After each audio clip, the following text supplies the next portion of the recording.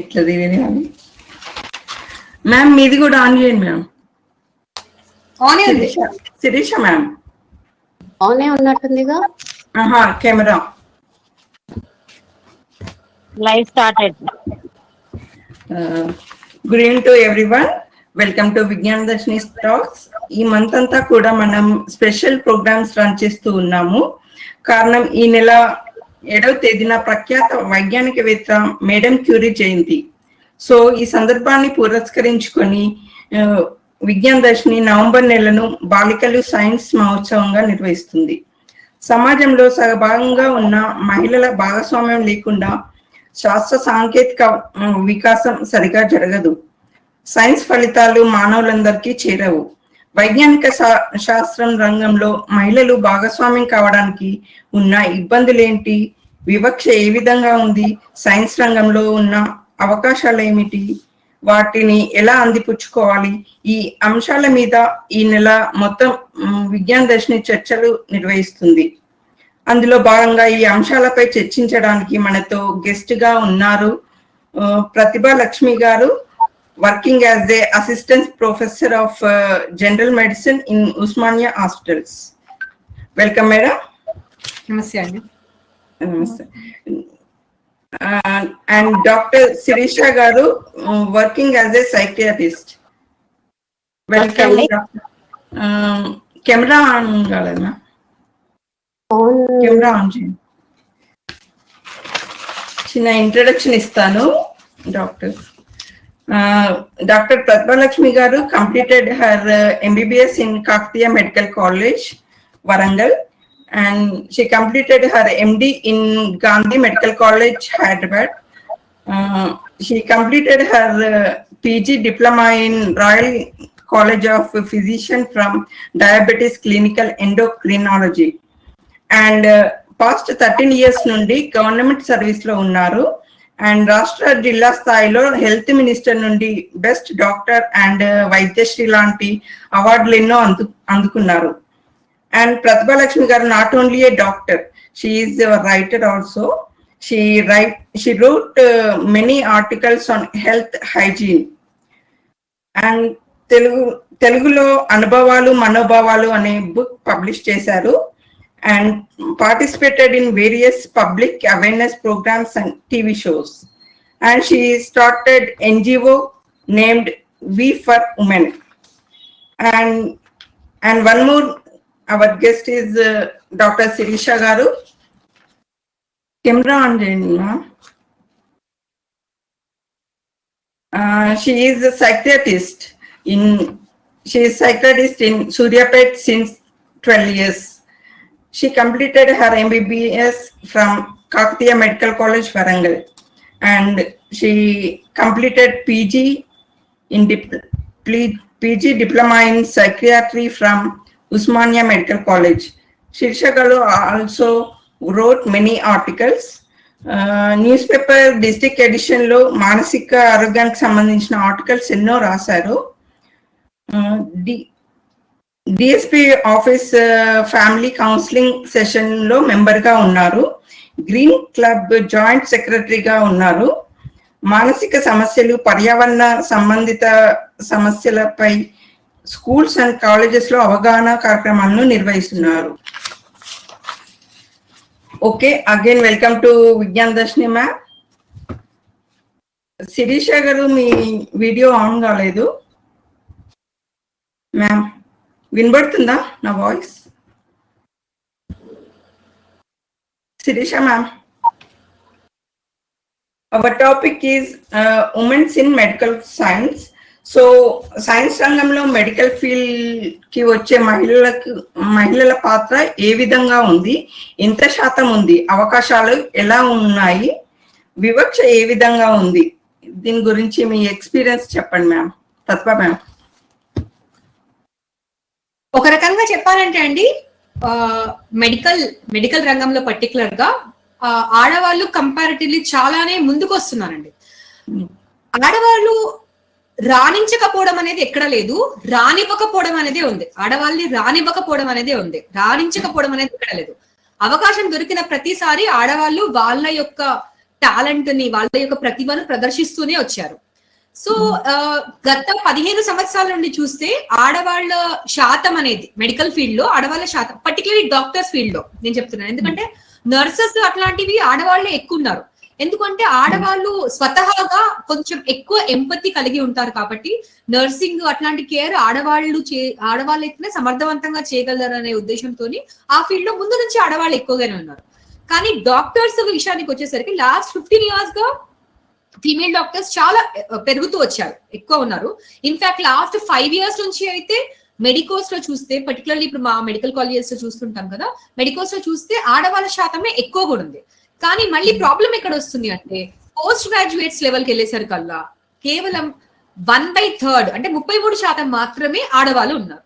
అంటే యూజీస్ లో అంటే ఇప్పుడు మెడికల్ కాలేజెస్ లో పర్టికులర్లీ గవర్నమెంట్ మెడికల్ కాలేజెస్ లో ఏంటి, కేవలం ప్రతిభ మాత్రమే పరిమాణంగా చూస్తారు, ఇంకా ఏమీ ఉండదు. సో ప్రతిభను మాత్రమే మనం కొలమానంగా చూసినప్పుడు ఆడవాళ్ళు వాళ్ళ టాలెంట్ ని చూపిస్తున్నారు, అందుకనే మెడికల్ కాలేజెస్ లో చాలా సీట్స్ సంపాదించుకుంటున్నారు. కానీ తర్వాత ఇతరేతర కారణాల వల్ల మెడికల్ ఫీల్డ్ లో ఎక్కువగా రాణించలేకపోతున్నారు. సో అది మాత్రం ఉంది. ఎట్లా అంటే ఇప్పుడు విలేజెస్ లో చూస్తే 10,000 మందికి ఒక్కరు కూడా ఫీమేల్ డాక్టర్ లేరు. ఫీమేల్ డాక్టర్స్ అలోపతిలో only 16% of doctors in allopathy are females అంట. సో రూరల్ ఏరియాస్ అయితే ఇంకా తక్కువ ఉంది ఆ శాతం. So females somehow they are not able to, అంటే రీజన్స్ ఏంటి అని అంటే ఇంకా మళ్ళీ మనం ఇంకా తరతరాలుగా యుగాలుగా ఆడవాళ్ళకి అంటే మనకు ఇంబైబ్డ్ గా మనకు ఎట్లా అయితే మనని ట్యూన్ చేసి పెట్టారో ఇవి మీ లిమిటేషన్స్, ఇది అని చెప్పడం ఏదైతే జరుగుతూ వచ్చిందో దాని వల్లనే మెయిన్. కానీ గివెన్ అన్ ఆపర్చునిటీ ఆడవాళ్ళు ఎక్కడ కూడా తగ్గకుండా వాళ్ళ ప్రతిభ చూపిస్తూనే వచ్చారు. ఫస్ట్ ఫీమేల్ ఫిజిషియన్ 1884 లో గ్రాడ్యుయేట్ అయ్యారండి. కానీ మనం ఇక్కడ చూడాల్సింది ఏంటంటే ఫస్ట్ ఫీమేల్ ఫిజిషియన్ 84 లో గ్రాడ్యుయేట్ అయ్యారు అంటే అప్పటి నుంచి మన ఇండియాలో చాలా గొప్ప గొప్ప ఫీమేల్ డాక్టర్స్ కూడా ఉన్నారు అని చెప్పడానికన్నా ముందు, దానికన్నా 50 సంవత్సరాల ముందే ఫస్ట్ మేల్ డాక్టర్ వచ్చారు. సో 50 సంవత్సరాల వెనకబాటు ఉంది ఆడవాళ్ళకు మగవాళ్ళతో పోలిస్తే. అది కూడా కలకత్తా నుంచి కాదంబరి గంగులీ గారు తర్వాత, కానీ తను ఎక్కువగా ప్రాక్టీస్ చేయలేకపోయారు. ఆనందీబాయ్ జోషి గారు మాత్రం పర్టికులర్ గా ఫీమేల్ ఫిజిషియన్ గా చాలా ఎక్కువ నేమ్ తెచ్చుకున్నారు, ఎర్లీ ఫీమేల్ ఫిజిషియన్ గా. అంటే వాళ్ళకి మనం గుర్తు పెట్టుకోగలిగాము అంటే ఎందుకు, ఎంతో మందిలో ఒక్కరిగా నిలబడగలిగారు కాబట్టి. సో అట్లా అట్లీస్ట్ అంటే వాళ్ళు మనకు ఒక దారి స్టార్ట్ చేశారు. ఇప్పటి జనరేషన్ వాళ్ళు ఇంకా ఎక్కువ మంది ఆ దారిలో ఫాలో అయ్యి నెక్స్ట్ జనరేషన్ కి ఈ వే ఇంకా ఈజీగా చేస్తే బాగుంటుంది. మ్యామ్ మీరు చెప్పండి, మీ ఎక్స్పీరియన్స్, మీ వ్యూస్ చెప్పండి. శిరీష వాయిస్ వస్తలే మ్యామ్, మ్యూట్ లో ఉంది.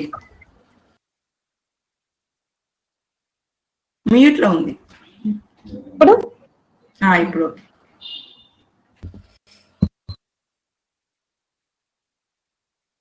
ఇప్పుడు జనరల్లీ మనము ఎలా అంటే ఇప్పుడు మేడం క్యూరీ అని ఎవరు అని అనగానే ఫస్ట్ ఆన్సర్ వచ్చేది ఫీమేల్ సైంటిస్ట్ అని.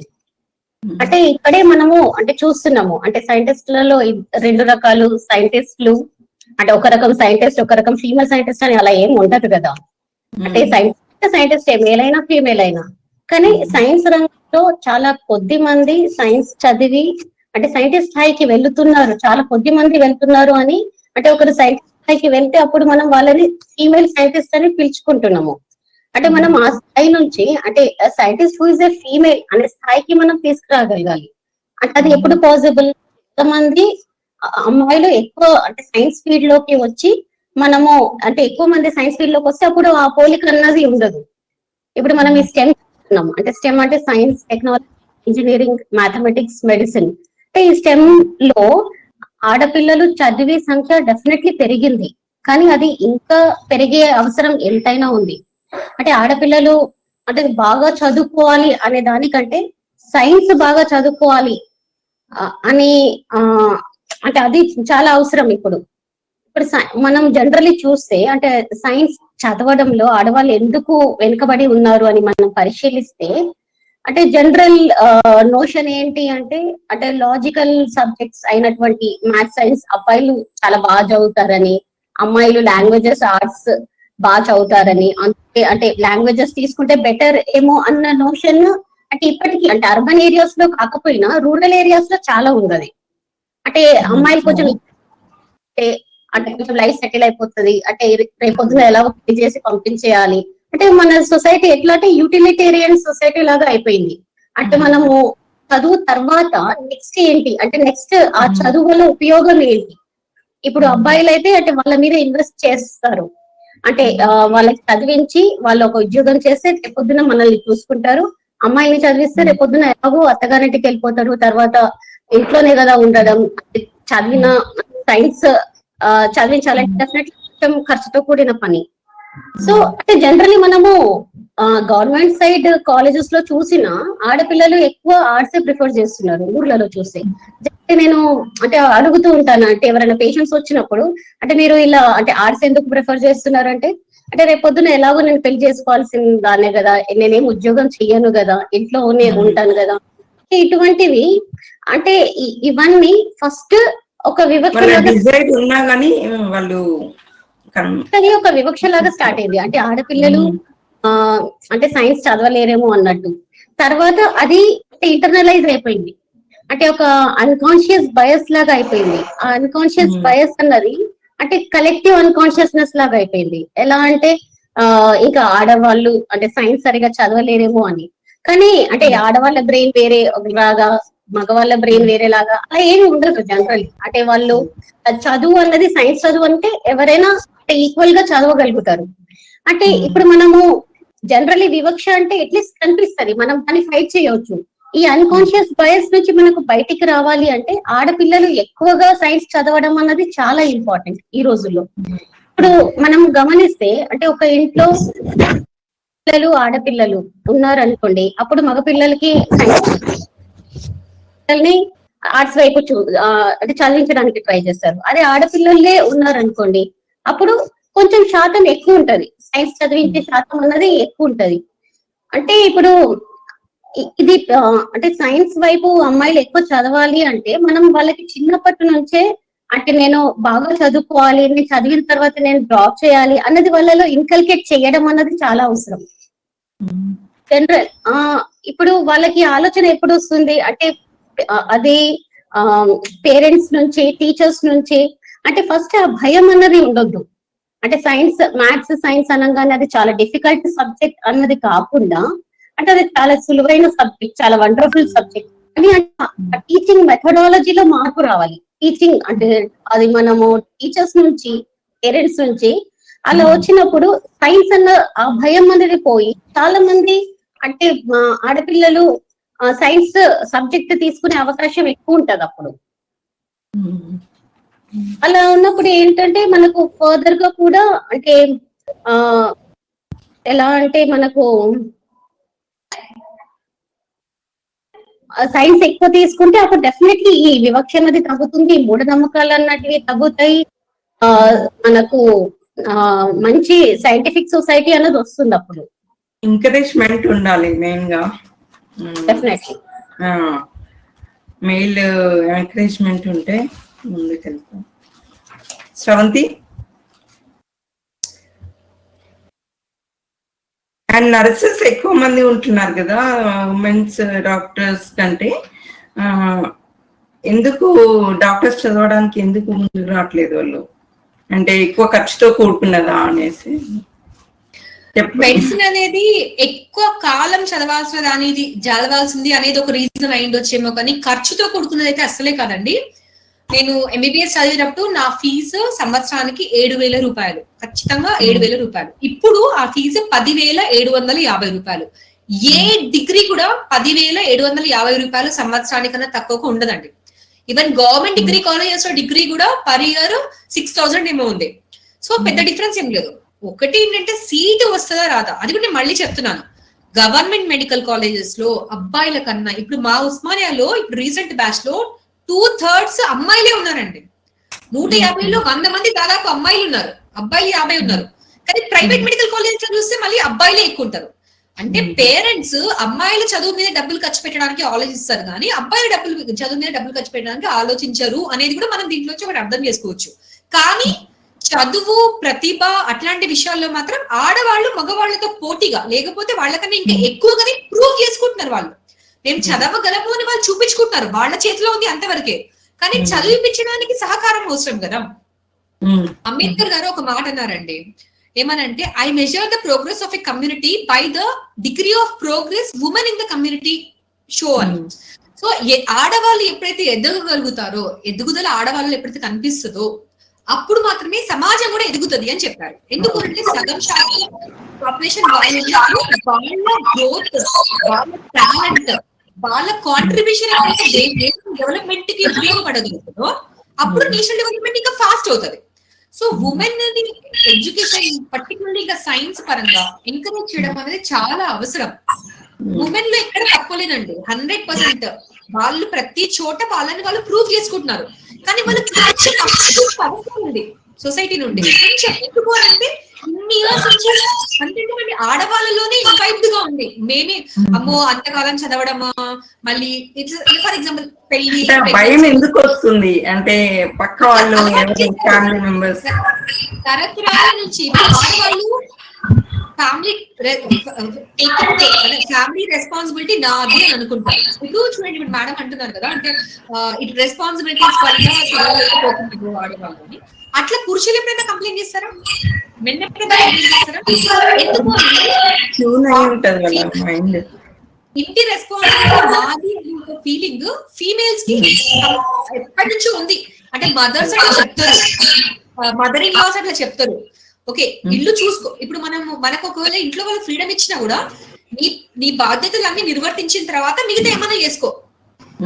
ఇల్లు వదిలేసి వేరేవి చేస్తా అంటే ఒప్పుకోరు. ఇప్పుడు మగవాళ్ళకి ఏదైనా పని అనుకో, నేను వెళ్తున్నా పని. ఆడవాళ్ళనుకో 1 గంట ముందు లేసి వంట చేసి ఇంట్లో వాళ్ళకి అన్ని సమకూర్చి వెళ్ళాలి.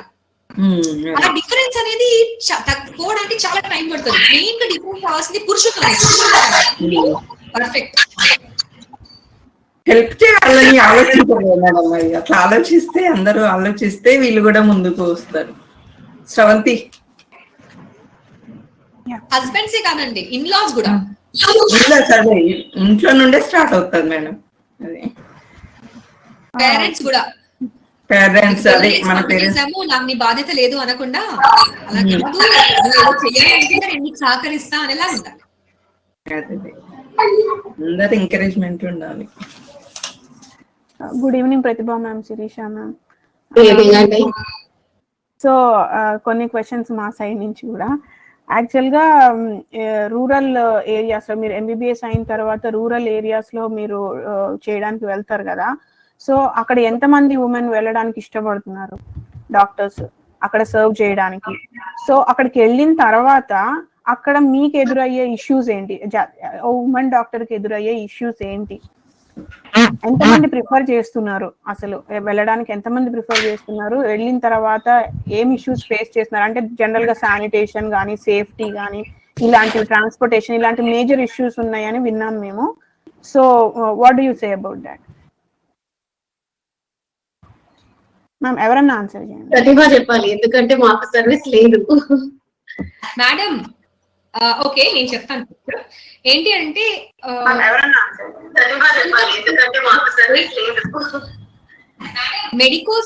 మెడికోస్ పరంగా ఏంటంటే ఎంబీబీఎస్ వరకు అయితే అందరూ చదువుతారండి. తర్వాత ఏమవుతుంది అని అంటే కంపల్సరీ కొన్ని ఇయర్స్ అయినా ఇనిషియల్ ఫేజ్ లో విలేజెస్ కి వెళ్లాల్సి వస్తుంది. ఆ స్టేజ్ లో ఒకవేళ ఫీమేల్స్ ఉమెన్ మ్యారీడ్ అయితే అప్పుడు వాళ్ళకి లిమిటేషన్స్ స్టార్ట్ అవుతాయి. ప్రెగ్నెంట్ అయి ఉంటే అంటే limitations in the form of మళ్ళీ ప్రెగ్నెన్సీ, మొత్తం ప్రెగ్నెన్సీనే ఇష్యూ ఎక్కడైనా. అంటే మళ్ళీ ప్రెగ్నెంట్ అవ్వాలి అనే ఫీలింగో, లేకపోతే ప్రెగ్నెన్సీ రావట్లేదు అనే లిమిటేషన్, లేకపోతే ప్రెగ్నెంట్ అయినము అనో, లేకపోతే డెలివరీ అయ్యింది అనో. సో అక్కడే మెయిన్ డ్రాబ్యాక్ ఉంటుంది. దానికన్నా ముందే ఒకళ్ళు వెళ్లాల్సి వస్తే చాలా అంటే వెళ్తున్నారండి. అక్కడ కొన్ని సోషల్ ఇష్యూస్ కూడా ఉంటాయి. అంటే ఇప్పుడు స్టాఫ్ కూడా మేల్ డాక్టర్స్ కి ఇచ్చే రెస్పెక్ట్ ఫీమేల్ డాక్టర్స్ కి ఇవ్వకపోవచ్చు. తర్వాత వర్క్ రెస్పెక్ట్ పర్టికులర్ గా చెప్తున్నా. అంటే విలేజెస్ లో ఎట్లా ఉంటదంటే అండి, అక్కడ లోకల్ సర్పంచ్ దగ్గర నుంచి ప్రతి ఒక్కరు చాలా డామినేట్ చేస్తారు. ఫీమేల్ అనగానే ఇంకా ఎక్కువ డామినేట్ చేయడానికి ట్రై చేస్తారు. సో ఫీమేల్ ఎక్కువ డామినేట్, సో అది తట్టుకొని నిలబడగలగాలి ఫస్ట్ ఆఫ్ ఆల్. అట్లా కాకుండా అమ్మో నాకెందుకు ఇవంతా హెడ్ఏక్, ఒకవేళ హస్బెండ్ మంచిగా ఎర్న్ చేస్తున్నాడు నాకెందుకు ఇవంతా హెడ్ఏక్ అని చెప్పేసి వాళ్ళు ఒకవేళ క్విట్ చేయాలి అని అనుకోగలిగితే వాళ్ళు ఆగిపోతారు. నేను వెళ్ళానండి 3 years నేను ప్రైమరీ హెల్త్ సెంటర్ లో వర్క్ చేశాను. Daily 80 kilometers up 80 kilometers down వెళ్ళి వచ్చేదాన్ని. ఆ టైంలో అంతే సేమ్ మార్నింగ్ లేసి ఎర్లీగా లేసి వంట చేసుకొని ఇంట్లో లంచ్ బాక్స్ పెట్టుకొని వెళ్ళడము, మళ్ళీ ఆఫ్టర్నూన్ వర్క్ అయిపోయినాక ఈవినింగ్ అలా ఇంటికి రావడం అలాంటివి చేశాను. బట్ ఓన్లీ అంటే దానికి కంపల్సరీ ఫ్యామిలీ సపోర్ట్ అనేది అయితే అవసరం ఉంటుంది. ఎందుకు అంటే ఫ్యామిలీ సపోర్ట్ అవసరం అని ప్రతిసారి ఆడవాళ్ళే అడుగుతారు. ఎందుకు అంటే ఫ్యామిలీ నా బాధ్యత అని అనుకుంటారు కాబట్టి. నేను మళ్ళీ మళ్ళీ చెప్తున్నా, అదే ఫీలింగ్ ఒకవేళ మగవాళ్ళకి కూడా ఉంటుంటే వీళ్ళకి అది బర్డెన్ లాగా అనిపించదు. కానీ ఫీమేల్స్ తీసుకునే అంత అట్లా వాళ్ళు అనుకోకపోవచ్చు ఒకటి. నెక్స్ట్ థింగ్ నేను కాదు యాక్చువల్లీ శిరీష మేడం చెప్పాలి ఈ టాపిక్ గురించి ఇంకా బాగా, ఎందుకంటే మేడం చాలా స్ట్రగుల్ అయ్యారు. ఒక 1 year మీరు చెప్పండి మేడం. ఓకే, అంటే వాట్ ఐ మెంట్ వాజ్ అంటే సర్వీస్ స్పీచ్ అంటే సర్వీస్ మీకు కంపల్సరీ ఉంటాయి కదా, అంటే it was part of my job actually. అంటే దేవరకొండ ఇట్ వాజ్ అంటే my first posting was at Devarakonda. That was about అంటే 110 kilometers ఫ్రమ్ మై ప్లేస్. అంటే జనరలీ ఎలా అంటే ఒక ప్లేస్ లో మనం సెటిల్ అయిపోయాక ఇప్పుడు ఒక క్లినిక్ అంటే ఇప్పుడు ఫ్యామిలీ సెటిల్ అయ్యింది, పిల్లలు స్కూల్లో చదువుతున్నారు, అప్పుడు జనరలీ మనం ఫ్యామిలీని షిఫ్ట్ చేయలేము. అక్కడ ఊర్లలో మంచి స్కూల్స్ ఉండవు పిల్లల్ని జాయిన్ చేయించాలంటే. సో డెఫినెట్లీ మనము అంటే ఫ్యామిలీని మనం షిఫ్ట్ చేయలేమన్నప్పుడు మనమే అప్ అండ్ డౌన్ చేయాల్సి వస్తుంది. సో ఇందాక ప్రతిభ మేడం చెప్పినట్టు అంటే ఎర్లీగా లేచి అంటే తొందరగా మనం వంట చేసుకొని ప్యాక్ చేసుకొని అప్ అండ్ డౌన్ చేసి మళ్ళీ ఇంటికి వచ్చి మళ్ళీ ఇంటి బాధ్యతలు చూసుకోవడం అనేది డెఫినెట్లీ రిస్కీ. కానీ మనకు అంటే వెన్ వి ఫీల్ అంటే నాకు డెఫినెట్లీ సాటిస్ఫాక్షన్ ఉంటుంది గవర్నమెంట్ జాబ్ అంటే. చాలా మంది అంటే ఇప్పుడు జనరలీ ఇప్పుడు ప్రైవేట్ లో దానికంటే ఎక్కువ ఎర్న్ చేసే అవకాశం ఉంది. కానీ చాలా మంది ఇప్పటికీ అంటే గవర్నమెంట్ జాబ్ లో ఉన్న సాటిస్ఫాక్షన్ కోసం గవర్నమెంట్ జాబ్ చేస్తున్న వాళ్ళు మాలాంటి వాళ్ళు చాలా మంది ఉన్నారు ఇప్పటికీ. Same applies to pratibha also. ప్రతిభ అన్నట్టు డెఫినెట్ అంటే మనకు సెక్యూరిటీ వైజ్ గానీ అక్కడ ఫెసిలిటీస్ వైజ్ గానీ అంటే సెపరేట్ డిఎంఓ రూమ్స్ లేకపోవడము, డెఫినెట్లీ అంటే మనకు శానిటేషన్ వైజ్ గానీ ప్రాబ్లమ్స్ ఉన్నాయి. కానీ what I feel is doctors being అంటే మోర్ ఎంపథిక్, అవి కూడా అంటే క్యాజువల్ గానే తీసేసుకుంటారు. అంటే ఎన్ని ఆటంకులున్నా అవి కామన్ కదా, క్యాజువల్ గానే తీసేసుకొని ఇంకా జాబ్ లో వెళ్తూనే ఉంటారు, చేస్తూనే ఉంటారు. దాన్ని అడ్డంకులుగా భావించి జాబ్ మానేయడం మాత్రం ఇప్పటి వరకు నేను ఎవరిని చూడలేదు ఫ్రాంక్లీ స్పీకింగ్. అంటే ఆ పేషెంట్స్ ట్రీట్మెంట్ లో ఉండే సాటిస్ఫాక్షన్ వీటన్నిటిని కప్పిపుచ్చేస్తుంది ఈ ప్రాబ్లమ్స్ అన్నిటిని. End of the day that satisfaction matters. అయితే నాకేమనిపిస్తుంది అంటే ఇప్పుడు జనరల్లీ అంటే నియర్ ప్లేస్ లో ఒకవేళ గవర్నమెంట్ అలా ప్లాన్ చేయగలిగితే చాలా మంది డాక్టర్స్ ఇంకా చాలా ముందుకు వచ్చే అవకాశం చాలా ఎక్కువ ఉంటుంది. కొన్ని సందర్భాల్లో ఫ్యామిలీ సపోర్ట్ లేకపోతే ఈ అంటే జాబ్ కంటిన్యూ చేయడం కుదరకపోవచ్చు. అటువంటి టైమ్స్ లో డెఫినెట్లీ క్విట్ చేయాల్సి వస్తుంది. సో అంటే అది నియర్ ప్లేసెస్ లో ఉంటే అప్పుడు బెటర్ గా ఉండి చాలా మంది డాక్టర్స్ అంటే వాళ్ళు ప్రొఫెషన్ అంటే జాబ్ మానకుండా వాళ్ళ సర్వీసెస్ ఇంకా బెటర్ వే లో ఇవ్వగలుగుతారు.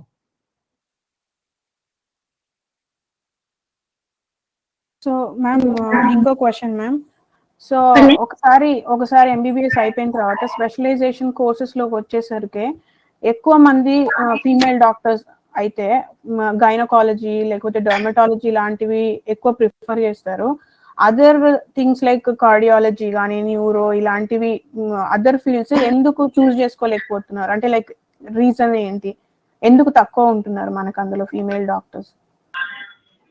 ఇప్పుడు కొన్ని ఇప్పుడు జనరల్లీ ఏంటంటే గైనకాలజీ, పీడియాట్రిక్స్, స్కిన్, సైకియాట్రీ ఇవన్నీ పోస్ట్ గ్రాడ్యుయేట్ సబ్జెక్ట్స్.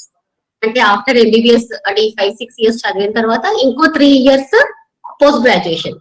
ఈ న్యూరాలజీ, కార్డియాలజీ అన్నవి సూపర్ స్పెషలైజేషన్. అంటే ఆఫ్టర్ పోస్ట్ గ్రాడ్యుయేషన్ ఇంకో 3 years. అయితే జనరల్లీ ఏంటంటే ఇప్పుడు ఈ పీజీకి వచ్చేసరికి మ్యారేజ్ ఏజ్. ఆ టైంలో అంటే గెటింగ్ మ్యారీడ్, ప్లానింగ్ ఫ్యామిలీ అవన్నీ ఉండేసరికి అప్పుడు దానితో పాటు అంటే అప్పుడు ఏమవుతుంది, ఫ్యామిలీ ప్రొఫెషన్ బ్యాలెన్స్ చూసుకోవాల్సి వస్తుంది. ఇప్పుడు పిల్లలు పుట్టిన తర్వాత అంటే పేరెంట్స్ వైపు నుంచి కానీ హస్బెండ్ వైపు నుంచి కానీ సపోర్ట్ ఉంది అంటే డెఫినెట్లీ ఆడవాళ్ళు అంటే బ్రేక్ తీసుకొని మళ్ళీ కంటిన్యూ చేసే అవకాశం డెఫినెట్లీ ఉంటది. అది ఎప్పుడు పాసిబుల్ అంటే ఫ్యామిలీ సపోర్ట్ ఉన్నప్పుడు. ఇది లాంగ్ డ్యూరేషన్ కాబట్టి ఇప్పుడు అప్పటికే 8 years చదివి ఉంటాము, సెటిల్మెంట్ లేట్ అవుతుంది. చెప్పు పాయింట్ ఏంటంటే అండి, మేడం చెప్తుంది 100% కరెక్ట్. సూపర్ స్పెషలైజేషన్ అంటే ఎంబీబీఎస్ తర్వాత ఇంకా 6 years డ్యూరేషన్ కాబట్టి చాలా మంది మధ్యలో ఆగిపోతున్నారు. కానీ ఈ మధ్య వస్తున్నారండి, ఈ మధ్య వస్తున్నారు, చాలా వస్తుంది. కానీ ఇంకొక పాయింట్ కూడా ఉంది. మనం పబ్లిక్ పాయింట్ ఆఫ్ వ్యూ చూస్తే సర్జికల్ బ్రాంచెస్ లేకపోతే ఏదైనా ఇట్లా క్రిటికల్ సబ్జెక్ట్స్ లో పేషెంట్స్ మెయిల్ డాక్టర్స్ మీదనే కాన్సంట్రేషన్ ఇస్తారు. గైనకాలజీ వచ్చేసరికల్లా ఏంటి అని అంటే ఓకే ఫీమేల్ పేషెంట్స్ అంటే వాళ్ళకు సంబంధించిన పర్సనల్ ఇష్యూస్ కాబట్టి వాళ్ళు ఫీమేల్ డాక్టర్ దగ్గరికి వెళ్తారు. సో ఫీమేల్స్ కూడా ఏమనిపిస్తుంది, సో ఇప్పుడు నేను సర్జరీ తీసుకుంటే నాకు పేషెంట్స్ రారు, నేను గైనిక్ తీసుకుంటే నాకు పేషెంట్స్ వస్తారు. అదొక రీజన్ కూడా ఉంది. పేషెంట్స్ ట్రస్ట్ అనేది కూడా అంటే అది కూడా మళ్ళీ బేసికల్ గా మన దగ్గర ఎప్పటి నుంచో ఇది మెడికల్ ఫీల్డ్ లో డాక్టర్సే ఎక్కువ రాణించడం వల్ల ఇప్పుడు కూడా ఈవెన్ ఫారెన్ కంట్రీస్ లో కూడా అంతేనండి, మన దగ్గరనే కాదు. సర్జికల్ ఫీల్డ్స్ లో you tend to see more male doctors. Medical fields లో మాత్రమే అంటే ఎక్కువ ఎర్నింగ్ ఉన్న బ్రాంచెస్ లో ఎక్కువ మేల్ డాక్టర్స్ ఉంటారు. అట్లా కూడా ఎందుకు అని అంటే మెయిన్ గా పేషెంట్స్ ఆలోచన విధానం కూడా ఒకటి చాలా ఇంపార్టెంట్. పేషెంట్స్ ఫీమేల్ డాక్టర్స్ మీద కన్నా మేల్ డాక్టర్స్ మీద ట్రస్ట్ ఎక్కువ ఉంటది. తర్వాత ఫీమేల్ డాక్టర్స్ కన్నా మేల్ డాక్టర్స్ దగ్గరికి ఎక్కువ వెళ్తారు. ఫీమేల్ డాక్టర్స్ ఎక్కువ టైం ఇవ్వలేకపోవడము అంటే ఈవెన్ ప్రాక్టీస్ టైంలో కూడా not only during there education period, even future తర్వాత కూడా ఇవ్వలేకపోవడం, అట్లాంటివి కూడా one of the main reasons. అదే వాళ్ళ క్యాలిబర్ ప్రూవ్ చేసుకోవడానికి కూడా కొంచెం టైం పడుతుంది డెఫినెట్లీ. అంటే ఆ పేషెంట్స్ వైపు నుంచి ఆ ట్రస్ట్ రావడానికి. పురుషుడు పుట్టుకతోనే అతని టాలెంట్ అని చెప్పేసినట్టే, కానీ ఆడవాళ్ళు మాత్రం వాళ్ళ క్యాలిబర్ ప్రూవ్ చేసుకోవాల్సి వస్తుంది ప్రతి చోట. నేను చదవగలుగుతాను, నేను చేయగలుగుతున్నాను ప్రూవ్ చేసుకోవాలి. మగవాళ్ళు అయితేనేమో ఓకే వాడు డాక్టర్ అంటే ఓకే డన్ ఫినిష్డ్, కానీ ఫీమేల్స్ కి ఇంకా.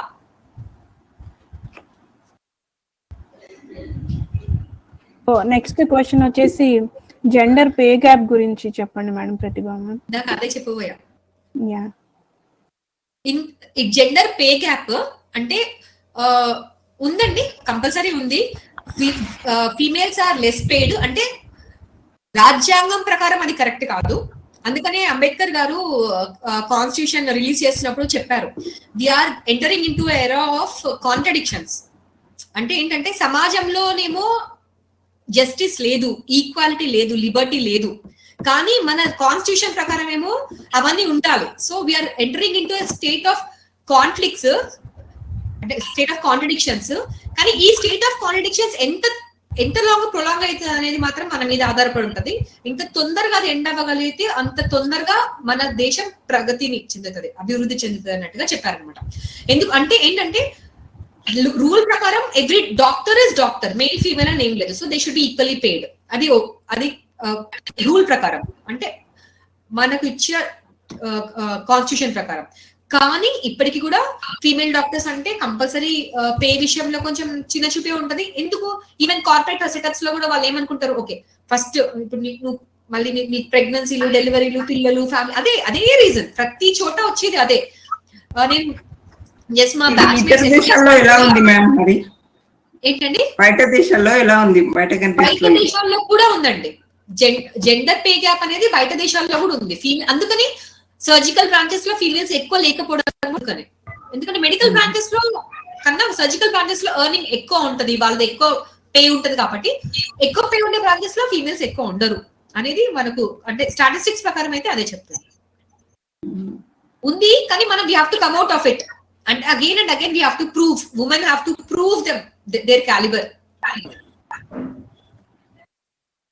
సో మెడికల్ ఫీల్డ్స్ లో ఎంటర్ అయ్యే వాళ్ళకి కాలేజెస్ లో కానీ దాని తర్వాత ప్రాక్టీస్ లో చేసేటప్పుడు కానీ మెంటల్, సోషల్, సెక్షువల్ హెరాస్మెంట్ గురించి చెప్పండి మ్యామ్. శిరీష మ్యామ్ మీరు.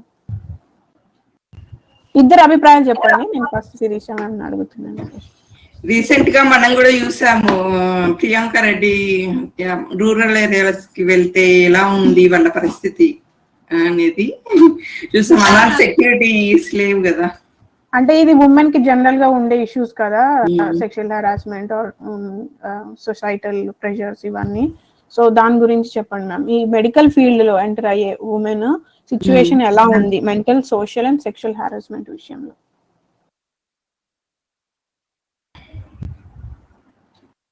డాక్టర్స్ లో స్పెషల్ గా డిఫరెంట్ గా ఏముండదండి. Just like in any other field, medical field లో కూడా women will be treated as women only as far as men are educated to treat women also with respect and equality. So దానికి doctors లో separate అంటూ ఏం లేదండి. ఆ దిశ incident లో కూడా మనం తనని డాక్టర్ గా స్పెసిఫిక్ గా చూడాల్సింది ఏమీ లేదు. షీఈ్ ఆల్సో ఫీమేల్ దేర్, అంతే. ఆమె ఒక ఆడపిల్ల. అట్లానే ఆమె అంటే ఆమె ఇన్హిబిషన్ వల్లనే తను ఇబ్బంది పడింది. నిజం చెప్పాలంటే ధైర్యం చేయలేకపోయింది, తడబడింది, దాని వల్లనే తను ప్రే అయింది అంతే. సో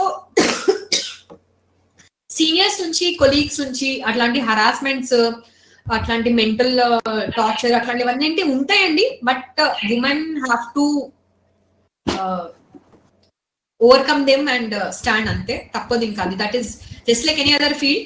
కానీ సప్రెషన్ ని యాక్సెప్ట్ చేయకుండా ఓపెన్ గా వాళ్ళు మాట్లాడగలిగినప్పుడు, ఓపెన్ గా వాళ్ళు ఫైట్ చేయగలిగినప్పుడు మాత్రమే they can make a path for the next generation. నేను ఇబ్బంది పడుతున్నాను కానీ నేను అది బయటికి చెప్పుకోవడం వల్ల నా ఏమో అవుతుంది అని అనుకుని వాళ్ళకి ఆగిపోవడం వల్ల డెఫినెట్లీ ఇంకా కొంత ఎక్కువ మంది ఇబ్బంది పడాల్సి వస్తుంది. So it's always better they open up and speak. అంటే there is nothing, I don't think there is anything particular about medical field in this issue. Every woman is the same. I think it's very common. Sirisha madam should be telling better. Yeah. ఇప్పుడు అంటే మనం గమనిస్తే ఇప్పుడు మనకు అంటే first female doctor James Barry actually అంటే she was a female but she was considered as one of the best surgeons in Britain. తను చదువుకోవడము, జాబ్ జాయిన్ అవ్వడము, ప్రాక్టీస్ చేయడము అన్ని కూడా she did as a male. అది తను చనిపోయే వరకు కూడా అది ఎవరికి తెలీదు. తను she was born in a very poor family for a single mother. Then అంటే షీ ఫెల్ట్ నేను అంటే అన్న సంకల్పంతో తను she disguised her self as a male. తను ఎలా అంటే బాడీ చుట్టూ అంటే 6 టవల్స్ చుట్టేసుకొని అంటే ఇట్లా అంటే బ్రాడ్ షోల్డర్స్ కనిపించాలి, చాలా హైట్ గా కనిపించాలి అని. అంటే అప్పుడు అలా ఉంది పరిస్థితి. అంటే అమ్మాయిలు మెడికల్ ఫీల్డ్ లో లేరు. సో అంటే మెడికల్ ఫీల్డ్ లో రానిచ్చేవారు కాదు, అడ్మిషన్స్ అంటే అడ్మిషన్స్ ఉండకపోయేవి. So she disguised her self as a male, joined medical college, MBBS course చేశారు, మెడిసిన్ చదివారు, ఆర్మీలో జాబ్ సంపాదించారు. And she was considered as very very strict doctor, very strict officer. And she was one of the best surgeons also. She was the first doctor to conduct a caesarean section in Africa. Actually first successful caesarean section. తను అంటే తన attitude ఎప్పుడు చాలా strong గా చూపించుకునేది. అంటే ఆ టైంలో ఒక లేడీ ఇలా చేయగలుగుతుంది అన్న ఆలోచన కూడా ఎవరికి లేదు కాబట్టి, ఉండకపోయేది కాబట్టి ఆ డౌట్ కూడా ఎవరికి రాలేదు అంటే she might be a female అని. తను చనిపోయిన తర్వాత అంటే హర్ లాస్ట్ విష్ వాజ్ అంటే with her clothes to cremate her. కానీ అలా జరగలేదు. అప్పుడు ఇది బయటపడింది అంటే షీ వాజ్ ఎ ఫీమేల్ అని. అటువంటి పరిస్థితిలో నుంచి ఈ రోజు మనము చదవగలుగుతున్నాం with parents support, with society support. అంటే ఆ ట్రాన్స్ఫార్మేషన్ అన్నది ఉంది. అంటే ఇది వరకు అస్సలు ఈ ఫీల్డ్ లో ఒక్కరు కూడా లేని పరిస్థితి నుంచి ఈ రోజు చాలా మంది చదువుతున్నారు. డెఫినెట్లీ ఛాలెంజెస్ ఉంటాయి, ప్రతి ప్రొఫెషన్ లో ఉంటాయి. ప్రతి ప్రొఫెషన్ లో ఉన్నట్టే ఈ ప్రొఫెషన్ లో కూడా ఉంటాయి. అంటే మనకు అంటే కొలీగ్స్ దగ్గర నుంచి సపోర్ట్ లేకపోవడం కానీ, హెరాస్మెంట్ కానీ, ఇవన్నీ ప్రతి ప్రొఫెషన్ లో ఉన్నట్టే ఈ ప్రొఫెషన్ లో కూడా ఉంటాయి. ఇప్పుడు ప్రతిభ చెప్పినట్టు డెఫినెట్లీ వాటిని అన్నిటినీ తట్టుకొని ఉండగలగాలి. అప్పుడే మనము ఇప్పుడు ఆ స్టేజ్ నుంచి ఎలా అయితే వీళ్ళు ఆ పాత్ క్రియేట్ చేశారు కాబట్టి ఇప్పుడు మేమందరం చదవగలిగి ఈ ప్రొఫెషన్ లో మేము ప్రాక్టీస్ చేయగలుగుతున్నాం, అంటే మమ్మల్ని మేము ప్రూవ్ చేయగలుగుతున్నాము. ఇప్పుడు మేము ఇప్పుడున్న పరిస్థితులను తట్టుకొని మేము కూడా అంటే చాలా స్ట్రాంగ్ గా ఉండి ఇంకా హైయర్ ఎడ్యుకేషన్ కి వెళ్ళి ఇంకా సూపర్ స్పెషాలిటీస్ చేసి అలా చేయగలిగితే definitely next generation will be in very better position అన్నది నా ఆలోచన.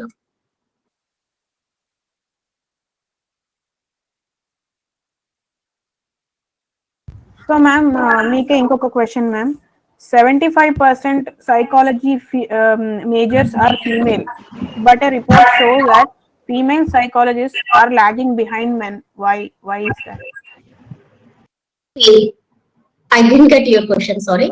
75% psychology majors female unnaru, కానీ ఒక రిపోర్ట్ ప్రకారం female psychologist are lagging behind men. APA lagging in what sense? Like practising కానీ అంటే యాక్చువల్లీ అంటే పర్టికులర్లీ సైకాట్రీ అనే కాదు, ఇట్ ఈస్ రిలేటెడ్ టు అంటే ఎవ్రీ సబ్జెక్ట్. అంటే ఇలాగే అంటే మనము reasons will be same generally. అంటే it's not like we need to prove our self. See quality is different and quantity is different. ఇప్పుడు నంబర్ ఆఫ్ పేషెంట్స్ అంటే how much we are practising that does not show how efficient doctor you are. So అంటే actually నాకు question correct అర్థం కాలేదు, అంటే logging in what sense అన్నది. ఇప్పుడు statistics ప్రకారము నాట్ జస్ట్ ఇన్ సైకియాట్రీలో ఏంటి డిఫరెన్స్ అని అంటే ఎక్కువ మంది సైకియాట్రిస్ట్ ఫీమేల్స్ ఉన్నారు ఓవరాల్ గా. బట్ అందులో కూడా ఎక్కువ మంది ఉన్నప్పటికీ కూడా ఎక్కువగా రాణిస్తున్న సైకియాట్రిస్ట్ మాత్రం, అంటే ఎక్కువగా ఫేమస్ సైకియాట్రిస్ట్ మాత్రం మళ్ళీ మేల్సే ఉన్నారు. ఎందుకట్లా అనేది క్వశ్చన్. కానీ యాక్చువల్లీ ఓన్లీ సైకియాట్రీ కాదండి, ఓవరాల్ కూడా పోస్ట్ గ్రాడ్యుయేషన్ చేసిన డాక్టర్స్ లో కూడా యాక్టివ్ గా ప్రాక్టీస్ చేస్తున్న ఫీమేల్స్ ఓన్లీ 50% ఉన్నారు. డాక్టర్స్ లో అంటే MBBS చదివిన వాళ్ళలో కూడా యాక్టివ్ గా ప్రాక్టీస్ చేస్తున్న వాళ్ళు తక్కువనే ఉన్నారు. రీజన్ ఏంటి? మళ్ళీ family responsibility. So rural women కి మెడికల్ సైన్సెస్ ఎంతగానో అందుబాటులో ఉన్నాయి? చాలా ఎందుకంటే మనకి ప్రైవేట్ కాలేజెస్ కూడా మనకి అర్బన్ ఏరియాస్ లోనే ఎక్కువ పెడుతూ ఉంటారు యాక్సెసిబిలిటీ కోసం కానీ దేని కానీ. సో అలాంటి రూరల్ ఏరియాస్ లో ఉన్న ఉమెన్ కి మెడికల్ సైన్సెస్ ఎంతగానో యాక్సెసిబుల్ గా ఉన్నాయి, ఎంతగానో టేకప్ చేయగలుగుతున్నారు? ఇప్పుడు మనము చాలా ప్రౌడ్ గా ఫీల్ అవ్వాలి, మన తెలంగాణ రాష్ట్రంలో 8 కొత్త మెడికల్ కాలేజెస్ స్టార్ట్ అవబోతున్నాయి. సో అవన్నీ కూడా టౌన్స్ లోనే ఉంటున్నాయి. So scope for medical seats, MBBS seats చాలా పెరగబోతుంది డెఫినెట్ గా. And definitely I'm sure government colleges లో ఉమెన్ ఖచ్చితంగా చాలా మంది వస్తారు. ఎందుకంటే ఆడవాళ్ళు అదే మెడికల్ కాలేజెస్ లో ఇప్పుడు చాలా మెడికోస్ ఫీమేల్స్ ప్రపోర్షన్ చాలా ఎక్కువ ఉంది. సో వస్తారు డెఫినెట్ గా. నెంబర్ ఆఫ్ ఇప్పుడు రాబోయే కాలంలో డాక్టర్స్ పెరుగుతారు. కానీ మళ్ళీ ఏంటి అనంటే అడ్మినిస్ట్రేటివ్ పోస్టులు, అంటే ఒక డిపార్ట్మెంట్ HOD పోస్ట్ ఎక్కడ చూసినా ఎక్కువ వరకు మళ్ళీ పురుషులే ఉంటారండి, మేల్సే ఉంటారు. ఎందుకు మళ్ళీ అంటే ఆ ఎక్స్ట్రా రెస్పాన్సిబిలిటీ తీసుకోవడానికి ఉమెన్ ఆర్ నాట్ రెడీ. అక్కడ కూడా మళ్ళీ రీజన్ మళ్ళీ ఫ్యామిలీ రెస్పాన్సిబిలిటీస్ అవి ఇది హ్యాండిల్ చేయలేము అనే ఫీలింగ్ తోనే a department which has a female as a head of the department will have more number of female doctors in the department. కానీ female doctors HOD department post తీసుకోవడం కోసమే first వెనకాడుతున్నారు. So కొత్త medical colleges చాలా వస్తున్నాయండి. So near future లో ఇంకొక 6-7 years లో you will see that number of doctors will definitely increase proportionately. Every town will have medical college and ఎక్కడి వాళ్ళు అక్కడే ప్రాక్టీస్ చేసినా సరిపోతుంది. ప్రతి చోట సరిపడా డాక్టర్స్ అయితే అవైలబుల్ గా ఉంటారు. సో కానీ ఇప్పుడున్న పరిస్థితుల్లో మాత్రం only 6% of doctors in rural area are women. అంటే 94% of doctors are men only. దానికి రీజన్ ఏంటి అని అంటే మళ్ళీ చెప్తున్నాను, నేను విలేజ్ కి వెళ్ళి ప్రాక్టీస్ చేయాలి అని అనుకున్నా అక్కడ ఉండే పబ్లిక్ కి నా మీద కాన్ఫిడెన్స్ రావడానికి it will take a long time for me. Then why will I go there? నాకు ఎందుకు వెళ్ళి లేదు అంటే జనరల్ గా మా హాస్పిటల్ లో చూస్తుంటాము, ఆడవాళ్ళు కనిపిస్తే సిస్టర్ అని పిలుస్తారు, మగవాళ్ళు కనిపిస్తే డాక్టర్ అని పిలుస్తారు. పబ్లిక్ అట్లా అలవాటు. అంటే అది ఏప్రాన్ వేసుకొని ఉన్నా లేకపోతే మా వెనకాల స్టూడెంట్స్ ఉంటారు పోస్ట్ మెయిల్ అంటే డాక్టర్. సో నేను విలేజ్ కి వెళ్తే నేను ఫైట్ చేయాల్సి వస్తుంది, నా ఐడెంటిటీ ప్రూవ్ చేసుకోవడానికి కష్టపడాల్సి వస్తుంది. సో అందుకని ఉమెన్ కూడా రూరల్ ఏరియాస్కి వెళ్ళాలంటే ముందు ఆలోచిస్తారు, ఓకే ఇక్కడ when I have a better future here, better career here, why should I go there. So difference రావాల్సింది పబ్లిక్ లో వస్తుంది ఇంకా రావాలి. ఇప్పుడైతే తక్కువ ఉన్నారు, only 6% of doctors in rural areas are women and only 17% of allopathic doctors in rural area are women. So what about maternity benefits ma'am? మీ field లో ఉమెన్ కి మెటర్నిటీ బెనిఫిట్స్ ఎలా ఉన్నాయి మీకు మీ ఫీల్డ్ లో? Just like any other profession. అంటే generally మనకు అంటే 6 months పెయిడ్ లీవ్ ఉంటుంది అనుకుంటాను, ప్లస్ మంత్లీ ఒక 5 leaves, ఇయర్లీ 5 leaves ఎక్స్ట్రా ఉంటాయి కంపేర్ టు మెయిల్. ఒకవేళ నాకు అవకాశం ఇస్తే పెటర్నిటీ లీవ్ కూడా పెంచమని చెప్తానండి, ఎందుకంటే తర్వాత హస్బెండ్ కి పిల్లల్ని చూసుకునే రెస్పాన్సిబిలిటీ ఇచ్చి women can plan, I mean if necessary they can plan their career. ఎందుకంటే అక్కడే కదా బ్రేక్ వచ్చేది అక్కడ. ఇప్పుడు ఆడవాళ్ళకి ఏంటంటే మామూలుగానే వాళ్ళ పిల్లల విషయంలో ఒక అభద్రతా భావం ఉంటది. నేను చూసుకుంటాను ఈ పిల్లాడిని, నాకు వదిలేసి వెళ్ళు అని అన్నా కూడా వాళ్ళకి మనసు ఒప్పదు. అమ్మో ఎట్లు చూసుకుంటారు ఏమో అని చెప్పేసి, లేదు నేను వెళ్ళను, నేను నువ్వన్నా ఉండి ఇంట్లో నేనన్నా ఉంటా అంటారు హస్బెండ్ తోని. ఆబ్వియస్లీ హస్బెండ్ నేను వెళ్ళకపోతే ఎట్లా సంపాదించేది నేనే కదా అంటాడు, ఆటోమేటిక్ గా ఆడవాళ్ళు ఉండిపోతారు. So that is what happens most commonly. So ఏంటి అని అంటే అట్లా అది పోవాలంటే, అండ్ హస్బెండ్ మాత్రం ట్రస్ట్ చేస్తారు, దాంట్లో ఏం డౌట్ లేదు. చైల్డ్ ఫాదర్ ని మాత్రం ట్రస్ట్ చేస్తారు కాబట్టి పెటర్నిటీ లీవ్ పెంచితే ఆడవాళ్ళు ఎక్కువ ప్రోగ్రెస్ అవుతారేమో అని అనుకుంటున్నాను. యాక్చువల్లీ ఇంకా యాటిట్యూడ్ కూడా అంటే చాలా చేంజ్ అవ్వాలి ఇండియాలో. అంటే మనకు ఫారిన్ కంట్రీస్ లో ఇప్పటికే ఆ జెండర్ రోల్స్ అన్నవి వచ్చేసాయి. అంటే ఆడవాళ్ళు మగవాళ్ళు అంటే ఈక్వల్ గా అంటే హౌస్ హోల్డ్ యాక్టివిటీస్ షేర్ చేసుకోవడం, పిల్లల పెంపకం ఇద్దరు షేర్ చేసుకోవడం అన్నది. అయితే ఇండియాలో ఇంకా అంతవరకు ఇప్పుడు మగవాళ్ళలో చాలా ఏంటి హలో గో ఆన్ మేడం, మీరు కంప్లీట్ చేయండి. అయితే ఇంకా మనము జనరల్లీ ఏంటంటే మనము ఈ ప్రెగ్నెన్సీ కూడా లాజికల్ ఫినామినల్ లాగా చూడాలి. యాక్చువల్లీ ఒక ప్రోగ్రామ్, నేను యాక్చువల్లీ ప్రెగ్నెంట్ ఉన్నప్పుడు ఒక ప్రోగ్రామ్ కి ఒక మాట్లాడడానికని పిలవడానికని వచ్చారు. నేను ప్రెగ్నెంట్ గా ఉండడం చూసి, అయ్యో మీరు ప్రెగ్నెంటా అంటే, మేము ప్రెగ్నెంట్ అని తెలిసి మేము వచ్చేవాళ్ళం కాదు కదా అని అన్నారు. అయితే నాకు అనిపించింది అంటే pregnancy is just a physiological phenomenal. అంటే మనం చూస్తూ ఉంటాం జనరల్ ప్రాక్టీస్ లో అందరూ 9th month వరకు కూడా ప్రాక్టీస్ చేస్తూనే ఉంటారు, ఎవరు ఏం ఆపరు. ఇప్పుడు అది ఈ అంటే సొసైటీలో ఎలా అంటే ప్రెగ్నెన్సీ, చైల్డ్ బేరింగ్ ఏజ్, వైపు రావద్దు అన్న ఫీలింగ్ కూడా ఉంటుంది అనిపిస్తుంది నాకైతే. అంటే ఈ యాడ్ అంటే రీసెంట్ గా ఒక యాడ్ వచ్చింది, అంటే ఒక మ్యారేజ్ లో వాళ్ళ ఫ్రెండ్స్ అందరూ ఒక్కొక్క అంటే హౌస్ హోల్డ్ ఐటమ్స్ అన్ని గిఫ్ట్ గా ఇస్తా ఉంటారు. అంటే ఎలా అంటే ఎంత చదివినా అంటే మళ్ళీ మీరు ఇంటికే పరిమితం అన్నట్టు చూపిస్తున్నారా ఏంటి అన్నట్టు నాకు అర్థం కాలేదు అది చూసి. అంటే ఆ యాటిట్యూడ్ అన్నది సొసైటీ నుంచి వచ్చినప్పుడే అంటే ఆడపిల్లలు ఇంకా బెటర్ గా చేయగలుగుతారు, బెటర్ గా చదవగలుగుతారు సైన్స్ లో. ఇప్పుడు మగవాళ్ళలో చాలా చేంజ్ వచ్చిందండి. ఒకప్పుడు బ్యూటీ వాజ్ ద ప్రయారిటీ ఆడవాళ్ళలో, ఇప్పుడు men want intelligent women because they know that their life will be comfortable with intelligent women. So they want earning wives, they want intelligent wives. So వాళ్ళు కూడా కొంతవరకు compromise అవుతున్నారు, adjust అవుతున్నారు, support చేస్తున్నారు. కానీ only వాళ్ళలో చేంజ్ వస్తే మళ్ళీ సరిపోదు కదా, వాళ్ళ పేరెంట్స్ కూడా సపోర్ట్ చేయాలి వాళ్ళకు కూడా.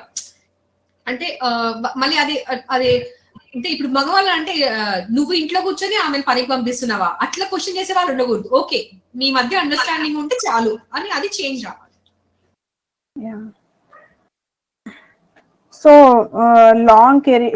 లాంగ్ వర్కింగ్ అవర్స్ వల్ల అండ్ ఫ్యామిలీ రెస్పాన్సిబిలిటీస్ వల్లనే ఇవన్నీ మేజర్ బ్యాక్లాగ్స్ ఉమెన్ కి ఎక్కువ సైన్స్ ఫీల్డ్స్ లోకి రాకపోవడానికి రీజన్స్ అంటారు. అన్నిటికీ మనం అక్కడికే వస్తున్నాం, మళ్ళీ అదే పాయింట్ కి రెస్పాన్సిబిలిటీస్, కిడ్స్ ఇక్కడ మటుకే వస్తున్నాం కదా మ్యామ్. సో మ్యామ్ మీరు ప్రతిభ మ్యామ్, ఉమెన్ ప్రొఫెసర్స్ గురించి మీరు చెప్పండి మ్యామ్. మెడికల్ కాలేజెస్ లో ఉమెన్ ప్రొఫెసర్స్ రేషియో ఎంత ఉంటుంది, వాళ్ళు ఎలాంటి సబ్జెక్ట్స్ చూస్ చేసుకుంటున్నారు, సో దాని గురించి మీరు చెప్పండి మ్యామ్. మెడిసిన్ లో ప్రొఫెసర్ అంటే సెపరేట్ అట్లా ఏముండదండి. అంటే పోస్ట్ ఏదైనా స్పెషాలిటీ చేసినాక, పోస్ట్ గ్రాడ్యుయేషన్ చేసినాక, if we want to come in to medical field, అంటే టీచింగ్ వైపు రావాలని అంటే మెడికల్ కాలేజ్ వైపు రావచ్చు. So same thing, depends on the subject. ఇప్పటికి కూడా అంటే ఈ మధ్య మారుతుంది. లాస్ట్ 5 years లో I can tell you confidently మొత్తం స్టాటిస్టిక్స్ మారిపోయినాయి. ఉమెన్ చాలా పెరుగుతున్నారు. ఇంతకుముందు ఆర్థోపెడిక్స్ అనేది ఓన్లీ మేల్ బ్రాంచ్ లాగా ఉండేది, కానీ ఇప్పుడు ఆర్థోపెడిక్స్ ఫీమేల్స్ కూడా తీసుకుంటున్నారు. అంటే ఆర్థోపెడిక్స్ అంటే చాలా స్ట్రెంగ్త్ కావాల్సి వస్తుంది, అంటే సర్జరీస్, బోన్స్, పుల్లింగ్, ప్రెషర్ చాలా అవసరం ఉంటుంది అని ఓన్లీ మెన్నే చేయగలుగుతారు అని ఒక ఫీలింగ్ ఉంటుంది. ఇప్పుడు ఉమెన్ కూడా చేస్తున్నారు. సర్జికల్ బ్రాంచెస్ కూడా ఎక్కువ వరకు మెన్నే ప్రిఫర్ చేసేవాళ్ళు, ఇప్పుడు ఉమెన్ కూడా చేస్తున్నారు. సర్జరీలో సూపర్ స్పెషలైజేషన్ కూడా చాలా మంది ఉమెన్ చేస్తున్నారు. ఇప్పుడు స్టాటిస్టిక్స్ మొత్తం మారుతున్నాయి. సో ప్రొఫెసర్స్ విషయంలో అయితే డిఫరెన్స్ ఏముండదండి, సేమ్ దాంట్లో ఎంత ప్రపోర్షన్ ఉంటుందో దీంట్లో కూడా అంతే ఉంటుంది. కానీ ఏంటంటే టీచింగ్ వైపు ఇంకా ఉమెన్ ఇంకా ఎక్కువ కంఫర్టబుల్ గా ఉంటారు. అంటే ప్రాక్టీస్ చేయడానికి ఎక్కువ టైం స్పెండ్ చేయాల్సి వస్తుంది. టీచింగ్ వైపు అంటే మనకు లిమిటెడ్ ఫిక్స్డ్ టైమింగ్స్ ఉంటాయి కదా. సో టీచింగ్ వైపు నాన్ క్లినికల్ బ్రాంచెస్ ఉమెన్ ఎక్కువ ప్రిఫర్ చేస్తారు. ఎందుకంటే టైం మనకు తక్కువ ఉంటది. ఇప్పుడు క్లినికల్ బ్రాంచెస్ లో లాంగ్ అవర్స్ చేయాల్సి వస్తుంది. ఇప్పుడు మిడ్ నైట్ ఎప్పుడైనా ఎమర్జెన్సీ, ఎప్పుడైనా 10 o'clock, 11 o'clock, 12 o'clock ఎప్పుడు కాల్ వస్తే అప్పుడు వెళ్ళాల్సి వస్తుంది. మళ్ళీ సర్జరీ నైట్ అంతా జరగవచ్చు. అట్లా అబ్నార్మల్ టైమింగ్స్, అట్లా హెక్టిక్ షెడ్యూల్, ఎమర్జెన్సీస్ అడ్రస్సింగ్ అట్లాంటివన్నీ సర్జికల్ బ్రాంచెస్ లో ఉంటాయి కాబట్టి, అంటే ప్రాక్టీస్ లో ఉంటాయి కాబట్టి అట్లాంటి వాటికి ఎక్కువ మెన్ వెళ్తారు కానీ ఉమెన్ ప్రిఫర్ చేయరు. అట్లా కాకుండా టీచింగ్ వైపు ఉమెన్ వెళ్తారు. And it is always welcome that women should come into medical side and teaching, because women tend to have more commitment and more empathy. So teaching అనేది కూడా ఎట్లా అని కాకుండా నేను చెప్పింది వాళ్ళకు అర్థమైందా, తర్వాత వాళ్ళకు ఒక ఎఫెక్షన్ తోనే. ఒక టీచర్ అంటే ఓన్లీ ఇట్లా ఉద్యోగం కోసం చేస్తే మాత్రం వేస్ట్ అండి, వాళ్ళకు మారల్స్ నేర్పించాలి. ఇప్పుడు అందుకని టీచింగ్ లో కూడా కాంపిటెన్సీ బేస్డ్ మెడికల్ ఎడ్యుకేషన్ అని చెప్పేసి ఓన్లీ ఇప్పుడు అంటే ఓన్లీ నాలెడ్జ్ ఇవ్వడము, తర్వాత స్కిల్స్ ఇవ్వడమే కాకుండా వాళ్ళకు యాటిట్యూడ్స్ అంటే ఎట్లా బిహేవ్ చేయాలి పేషెంట్ తో నేర్పించడము, కమ్యూనికేషన్ స్కిల్స్ కూడా ఇంక్లూడ్ చేసి చెప్తున్నారు. సో అట్లాంటివి డెఫినెట్లీ ఉమెన్ బాగా చెప్పగలుగుతారని నా ఉద్దేశం. So it is always welcome that women should come more and more in to medical field and teaching field. Okay ma'am. Lavanya గారు, డిపెండింగ్ ఆన్ ద బ్రాంచ్, అంటే మీరు అడిగిన క్వశ్చన్ కి ఆన్సర్ అంటే డిపెండింగ్ ఆన్ ద బ్రాంచ్. ఇప్పుడు medical field ఇప్పుడు paramedical అంటే anatomy, biochemistry, pathology అట్లాంటివి ప్రీ క్లినికల్ బ్రాంచెస్ లో ఎక్కువ ఉమెన్ ఉన్నారు. మళ్ళీ సైకియాట్రీ, డర్మటాలజీ అట్లాంటి బ్రాంచెస్ లో కూడా మళ్ళీ ఉమెన్ ఎక్కువ ఉన్నారు. మెడిసిన్ లో కూడా ఇప్పుడు ఎక్కువ అవుతున్నారు. మిగతా బ్రాంచెస్ లో పోటీ పడడానికి ట్రై చేస్తున్నారు. ఓకే. లావణ్య గారు అడుగుతున్నారు, what is your opinion on compulsion 3 years practice in rural areas for PG course? PG చేసినాక 3 years రూరల్ ప్రాక్టీస్ బాండ్ గురించి అండి. Yeah, compulsion 3 years practice in rural. అది I don't think our opinion will matter. That is a government policy. Government doesn't want to provide proper facilities to doctors. నిజంగా ఒకవేళ అక్కడ facilities మంచిగా ఉంటే I will be the first person to go and settle village. అంటే at least ఎవరి home town లో వాళ్ళు settle అవ్వడానికి ఇష్టపడతారు కదండి. కానీ ఏంటి అంటే పే చాలా తక్కువ ఉండి అక్కడ ఏ మాత్రం ఫెసిలిటీస్ లేకుండా, అంటే we definitely deserve better life. ఇంత కష్టపడి ఇన్ ఇయర్స్ మా చదువు, మా ప్రతిభను చూపించుకుంటూ కష్టపడి చదివి ఈ స్టేజ్కి వచ్చినాక వి డిజర్వ్ బెటర్ లైఫ్. అట్లా కాకుండా అక్కడ ఏమీ ఉండదు, ఒక ఊర్లో ఒక పాతబడ్డ ఇంట్లో వెళ్ళి ఉండండి, అక్కడే ఉండి ప్రాక్టీస్ చేయండి, సర్వ్ చేయండి అని అంటే it is very difficult. That is not fair also. So అట్లా వెళ్ళి 3 years చేయమనం అయితే 100% నా ఉద్దేశంలో కరెక్ట్ కాదు. It should be their choice. చాలా మంది many people are ready to work in rural areas. వాళ్ళ హోమ్ టౌన్స్ లో వాళ్ళు వర్క్ చేయడానికి వాళ్ళు 100% రెడీగా ఉన్నారు. కానీ అది ఫోర్స్ఫుల్ గా చేయడం అయితే నాట్ ఎట్ ఆల్ జెన్యూన్. దానివల్ల చాలా మంది ఆడవాళ్ళు అయితే ఆగిపోవాల్సి వస్తుంది. అమ్మో బాండ్ ఉంది కాబట్టి ఆ స్టేట్స్ లో నాకు పీజీ సీట్ వచ్చినా చెయ్యను అని ఆగిపోతున్న వాళ్ళు చాలా మంది ఉన్నారు. ఇప్పుడు అదర్ దెన్ 2 or 3 states నాకు తెలిసి మిగతా స్టేట్స్ అన్ని చోట్ల బాండ్ ఉంది. పీజీ చేసినాక కంపల్సరీ 1, 2 or 3 years వర్క్ చేయాలని. సో 3 years పీజీ అంటే ఎట్లానో చేయగలుగుతా, కానీ ఇంకా 2 years బాండ్ ఉంది. సో అప్పటి వరకు ఇంకా నాకు డిలే అయిపోతుంది, ఫ్యామిలీ డిలే అయిపోతుంది. అట్లాంటి లిమిటేషన్ వల్ల అక్కడైతే నేను చెయ్యను అని పీజీ చేయకుండా ఆగిపోతున్న వాళ్ళు చాలా మంది ఉన్నారు. So that is not plus ఇప్పుడు హాస్పిటల్ ఇన్ఫ్రాస్ట్రక్చర్ ఇంప్రూవ్ చేయకుండా పీజీస్ ని అక్కడ వాళ్ళు అంటే కంపల్సరీ పోస్టింగ్ వేసినా వేస్ట్ అని అడిగింది. అంటే మినిమం బేసిక్ ఇన్వెస్టిగేషన్స్ లేకుండా, ప్రాపర్ ఇన్వెస్టిగేషన్స్ లేకుండా, మనకు సబ్జెక్ట్ ఉండి కూడా మనము ఒక పేషెంట్ వస్తే ప్రాపర్ గా ఇన్వెస్టిగేట్ చేసి మనం ఒక డయాగ్నోసిస్ కి తీసుకొచ్చి ట్రీట్మెంట్ చెయ్యలేనప్పుడు మనం అంటే చేతులు కట్టి పడేసినట్టు పరిస్థితి ఉంటుంది. అప్పుడు will become nothing more than RMPs or quacks అంతే. ఏంటి ఇప్పుడు ఒక నీడలు గుచ్చుకుని ఉందండి, నొప్పి వస్తుందని పేషెంట్ వచ్చారు. వస్తే అక్కడ ఎందుకు నొప్పి వస్తుంది అని ఆలోచించి ట్రీట్ చేసే అవకాశం, అంటే ఎందుకు నొప్పి వస్తుంది అని డయాగ్నోస్ చేసే అవకాశం లేనప్పుడు నొప్పికి మందులు ఇస్తూ పోతాం. That is nothing but RMP or quack treatment. అట్లా కాకుండా ఫస్ట్ ఆఫ్ ఆల్ ఎందుకు వస్తుందని తెలుసుకోగలిగి ఆ నీడల్ని తీయగలిగినప్పుడే ఆ పేషెంట్ కి మనం ట్రీట్ చేసినట్టు. సో అది చాలా సఫిషియంట్ ఇన్ఫ్రాస్ట్రక్చర్ ఉండాలి.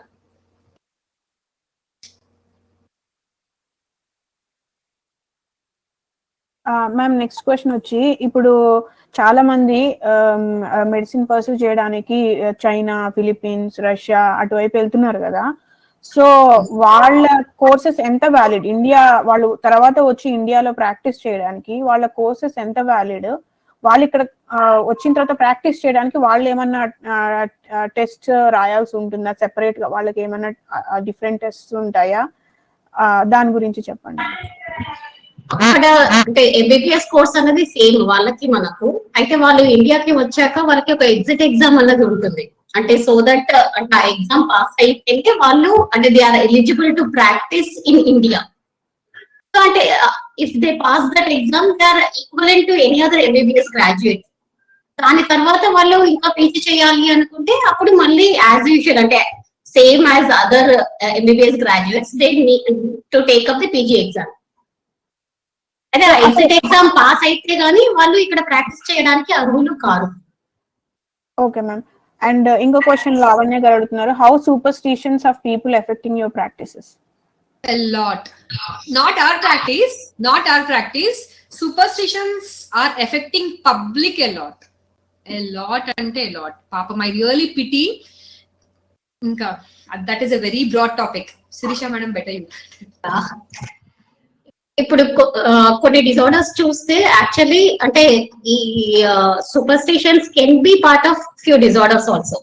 అంటే సైకియాట్రీలో ఎలా అంటే కొన్ని అంటే స్కిజోఫ్రీనియా, బైపోలార్ ఇటువంటి కండిషన్స్ లో అంటే ఎవరో ఏదో వీళ్ళకి చేతబడి చేస్తున్నారు అన్నట్టు అనుకోవడం, this can be a symptom of a serious mental disorder. చాలా సార్లు ఎలా అంటే that is taken for granted as అంటే ఎవరో నిజంగానే చేతబడి చేస్తున్నారు అని అనుకొని వాళ్ళతో గొడవ పడి ట్రీట్మెంట్ లేట్ చేసుకొని డిజార్డర్ చాలా సివియర్ గా అయిన తర్వాత మా దగ్గరికి వచ్చే సందర్భాలు చాలా ఎక్కువ. అంటే సైకాట్రిస్ట్ మళ్ళీ అది ఒక పెద్ద టాపిక్, అది సెపరేట్ సెషన్ లో మనం డిస్కస్ చేయవచ్చు. కానీ అంటే డెఫినెట్లీ అంటే సో ఈ వీటి వల్ల ఎఫెక్ట్ అయితే చాలా ఉంది. అంటే అవేర్నెస్ రావాల్సిన అవసరం చాలా ఉంది. ఇప్పుడు మనం కొన్ని ఇన్సిడెంట్స్ చూసాము, అంటే వెల్ ఎడ్యుకేటెడ్ వాళ్ళు కూడా అంటే వాళ్ళ పిల్లల్ని బలి ఇవ్వడం చూసాము. అంటే ఆల్ దీస్ ఆర్ అంటే ఆ మెంటల్ డిజార్డర్స్. అంటే వాళ్ళు అంత ఫర్మ్ గా అంటే ఆ డెలిషన్ ని బిలీవ్ చెయ్యడము, దాన్ని వాళ్ళు ఫాలో అవ్వడము, అంటే మళ్ళీ అంటే వాళ్ళు బలి ఇచ్చాక మళ్ళీ బ్రతికి రావడం అన్నది అంటే educated person, normal educated person ఎవరు బిలీవ్ చేయరు. వాళ్ళు అలా చేస్తున్నారు అంటే definitely they have some medical disorder that needs treatment compulsory. అంటే ఇటువంటివన్నీ కూడా ఎర్లీ డయాగ్నోసిస్ అయ్యి ట్రీట్మెంట్ తీసుకుంటే చాలా మంచి ఇంప్రూవ్మెంట్ ఉంటుంది. అంటే వీటికి మెడిసిన్స్ ఉన్నాయి అన్న సంగతి కూడా చాలా మందికి తెలియదు. ఆ అవేర్నెస్ అన్నది ఊర్లలో అసలుకే లేదు. ఇవి అంటే all these are because of అంటే chemical imbalance in the brain. ఈ ఆలోచనలు అన్ని బ్రెయిన్ లో నుంచి ఆ కెమికల్ ఇంబ్యాలెన్స్ వల్ల అలా వస్తాయి. దాని వల్ల మనం ఇలా బిహేవ్ చేస్తున్నాము, దీనికి ఒక ట్రీట్మెంట్ ఉంటది, ట్రీట్మెంట్ తీసుకుంటే ఇది తగ్గుతుంది అని అవగాహన లేకపోవడం కూడా చాలా అంటే ప్లస్ సైకాట్రీ అంటే ఒక స్టిగ్మా కూడా ఉంది. అండ్ సైకాట్రిస్ట్ అనగానే పిచ్చి ఉంటేనే ట్రీట్ చేస్తారు అని. ఇప్పుడు ఈ స్కిజోఫ్రీనియా, బైపోలార్ ఈ డిజార్డర్స్ అన్ని జనరల్లీ ఏంటంటే మనకు ఈ 20 years ఈ ఏజ్ లో స్టార్ట్ అవుతాయి సిమ్టమ్స్. ఈ అడాలసెంట్ స్టేజ్ నుంచి 20-22 years ఏజ్ మధ్యలో స్టార్ట్ అవుతాయి. అంటే వాళ్ళు అప్పటి వరకు నార్మల్ గా ఉంటారు, వాళ్ళ చదువు నార్మల్ ఉంటుంది. అంటే చాలా మంది అంటే ఈవెన్ డాక్టర్స్, ఇంజనీర్స్ అంటే ఇర్రెస్పెక్టివ్ ఆఫ్ దేర్ ఎడ్యుకేషన్, అప్పటి వరకు నార్మల్ గా ఉన్న మనిషి సడన్ గా బిహేవియర్ అబ్నార్మాలిటీ వచ్చేసరికి ఫస్ట్ థాట్ వాళ్ళకి వచ్చేది అంటే నిజంగానే ఎవరో ఏదో చేశారు వీళ్ళకి అని. జనరల్ నోషన్ అందరికి ఎలా ఉంటుంది అంటే పిచ్చి అంటే పుట్టకతో ఉండాలి, మధ్యలో రాదు కదా. ఇప్పటి వరకు అంటే ఇంత హై ఎడ్యుకేషన్ చదివిన వాళ్ళు ఇప్పటి వరకు మంచి బిహేవియర్ తో ఉన్న వాళ్ళు ఇలా ప్రవర్తిస్తున్నారు అంటే వేరే వాళ్ళు నిజంగానే చేతబడి చేశారేమో అని ఫ్యామిలీ మెంబర్స్ కూడా బిలీవ్ చేసి వాళ్ళకి ట్రీట్మెంట్ కి లేట్ అయిన సందర్భాలు కూడా చాలా చూస్తాము. అంటే ఈ అవేర్నెస్ తీసుకురావడం అన్నది డెఫినెట్లీ మన మీద ఉన్న పెద్ద బాధ్యత. How is it affecting your practice అనేది కదండి క్వశ్చన్. ఓకే, దాని విషయానికి వస్తే ఏంటి అని అంటే చాలా మంది ఇలాంటి మూఢనమ్మకాలతోని ఇప్పుడు ఫర్ ఎగ్జాంపుల్ పాము కరుస్తే వెళ్ళి ఎక్కడో మంత్రం వేయించుకొని డిలే అవ్వడం, ప్రాణం మీదకి తీసుకొచ్చుకున్నాక మళ్ళీ మా దగ్గరికి రావడము. లేదు అని అంటే జాండిస్ అయితే ఏదో పసర మంది అని చెప్పేసి ఏదో తాగిపిచ్చేసి ప్రాణం మీదకి వచ్చినాక మా దగ్గరికి తీసుకురావడము. అంటే అట్లా ఇలా ఇప్పటికి కూడా పాము కాటికి మంత్రం వేసే వాళ్ళు ఉన్నారు. ఇప్పటికి కూడా జాండిస్ వస్తే బాటలు పెట్టుకుచ్చుకునే వాళ్ళు, లేకపోతే ఇట్లా నాకు చాలా ఆశ్చర్యం వేస్తుంది. కానీ హైదరాబాద్ సిటీలో కూడా అట్లా ఉన్నారు చాలా మంది, కౌంట్లెస్, చాలా మంది, more than I think at least 70% అనొచ్చు. మనం చూస్తున్న ఎడ్యుకేటెడ్ ఫ్యామిలీస్ బెటర్ ఉన్న వాళ్ళందరూ ఓన్లీ 20% క్రిమి లేయర్, అంతేగాని ఇక్కడ కూడా సిటీలో ఉన్న వాళ్ళని కూడా చాలా మంది పస్కలైనవి వెళ్ళి అక్కడ మంది వేయించుకొని వచ్చినారు. అది క్వాలిఫైడ్ డాక్టర్ దగ్గర తీసుకున్నారా? కాదు. అసలు నేను అడుగుతుంటాను ఫస్ట్, డాక్టర్ అంటే ఎవరు అనాలమ్మా, ఎవరి డాక్టర్ అని పిలుస్తారని అడుగుతుంటాను. అంటే వాళ్ళకి తెలియదు, నాకు తెలియదు మేడం, అక్కడ అందరికి వస్తారు, అందరూ వెళ్తారు, మేము వెళ్ళాము అంతే. అలా అని కాంప్లికేట్ చేసుకొని సీరియస్ అయినాక రావడము, లేకపోతే ఏదైనా జబ్బు ఉంది అని చెప్పాలి. ఫస్ట్ థింగ్ ఏంటంటే, ఇంకా ఇది యాక్చువల్లీ బ్రాడ్ టాపిక్, అదే నేను చెప్పాను ఏంటంటే ట్రస్ట్ అనేది డాక్టర్స్ ఎస్టాబ్లిష్ చేసుకోవాలంటే. It all depends mostly on the trust the patient has on the doctor. ఏమవుతుందనంటే వాళ్ళు ఇప్పుడు మీ దగ్గరికి వెళ్తే మీరు ఇప్పుడు మనం చెప్తాము, మేము ఎవిడెన్స్ బేస్డ్ మెడిసిన్ మాది కాబట్టి మేము వాట్ ఈస్ ఫ్యాక్ట్ అనేది చెప్తాము. లేదు you have to use medicine all your life అని చెప్తే మీరు లైఫ్ జీవితాంతం వాడాలా మందులు, ఎప్పటికీ వాడాలా? కాదు, ఆ మందులు వాడితే తగ్గుతుందేమో అని చెప్పేసి నువ్వు కొబ్బరి నూనెలు తాగడము, లేకపోతే ఇంకేదో డైట్ అని చెప్పేసి ఏదో చేయడము. కానీ వాళ్ళు ఎన్ని రోజులు చేయగలుగుతారు? చేయలేరు. అది ఏం చేస్తుంది అంటే ఓన్లీ డైట్ తోని కంట్రోల్ చేస్తుంది డిసీజ్ ని, అంతేగాని డిసీజ్ ని రివర్స్ చేయదు. సో అది మానేసిన వెంటనే మళ్ళీ కంటిన్యూ అవుతుంది. అది పబ్లిక్ అర్థమయ్యే లోపు వాళ్ళకి డ్యామేజ్ జరిగిపోతుంది. సో ఇలాంటి మూఢనమ్మకాలు అంటే సూపర్స్టిషన్ అంటే ఏంటి అని అంటే సైంటిఫిక్ ఎవిడెన్స్ లేని ఒక విషయం అని నేనైతే అనుకుంటున్నాను. నాకు స్పెసిఫిక్ డెఫినేషన్ కాదు కానీ. సో అలాంటివి ఫాలో అయ్యి వాళ్ళ హెల్త్ ని కాంప్లికేట్ చేసుకొని, అంటే ఇప్పుడు అంతెందుకంటే రీసెంట్ గా ఒక అమ్మాయి పాపము 14 years బ్లీడింగ్ చాలా సివియర్ అవుతుంది, 15 days వరకు బ్లీడింగ్ అవుతుంటే వాళ్ళ మదర్ చూస్తుంది. అంటే చెడు రక్తం అంతా పోతుందమ్మా, ఆమె లేట్ గా మెనార్కి వచ్చింది, లేట్ గా మెచ్యూర్ అయింది కాబట్టి పోతుందని హిమోగ్లోబిన్ లెవెల్స్ 3 అయ్యే వరకు ఆమె అసలు లేవలేకపోతుంది, పడిపోతుంది. అప్పటి వరకు కూడా వెయిట్ చేస్తున్నారు. అంటే వాళ్ళకి బేసిక్ నాలెడ్జ్ లేదు, హెల్త్ గురించి మినిమం అవగాహన లేదు. సో అట్లా పీరియడ్స్ అంటే అదేదో తప్పు అన్నట్టుగా, లేకపోతే బ్లీడింగ్ ఎక్కువ అవడం అనేది మంచిది అనేది కూడా ఒక సూపర్స్టిషన్. అలా అనుకోవడము, లైక్ ఇట్లా దేనికైనా సరే మెయిన్ గా ఇప్పుడు మన సమాజం మొత్తం ఈ సూపర్స్టిషన్స్ ఓన్లీ ఎమోషన్స్ మీదనే నడుస్తుంది కాబట్టి చాలా కష్టం దాంట్లో చేంజ్ తీసుకురావడం, కానీ చాలా అవసరం కూడా. సో దానివల్ల మేము చాలా అంటే క్రిటికల్ పేషెంట్స్ చూడాల్సి వస్తుంది. ఎందుకు అని అంటే దీనివల్ల, లేకపోతే ఎర్లీగానే వాళ్ళు మా దగ్గరికి రాగలిగితే వాళ్ళకు చాలా డిఫరెన్స్ ఉంటది, మాకు చాలా ఈజీగా ఉంటది ఫస్ట్ ఆఫ్ ఆల్. తర్వాత పేషెంట్స్ లైఫ్ చాలా కంఫర్టబుల్ గా ఉంటది, బెటర్ గా ఉంటది. కానీ వాళ్ళు ఈ మూఢనమ్మకాల వల్ల వాళ్ళు వాళ్ళ హెల్త్ ని డిట్యూరేట్ చేసుకొని లాస్ట్ కి మళ్ళీ వస్తారు మా దగ్గరికి. నేను అంటుంటా చాలా సార్లు, మరి అక్కడికే వెళ్ళాల్సి ఉండే కదా ఇప్పుడు కూడా అంటే, లేదమ్మా తెలియక అక్కడికి పోయినామంటారు. అప్పుడు తెలియక అనేది కాదు, కానీ వాళ్ళు అది నమ్ముతారు పాపం. ఎందుకు అంటే that is more approachable for them.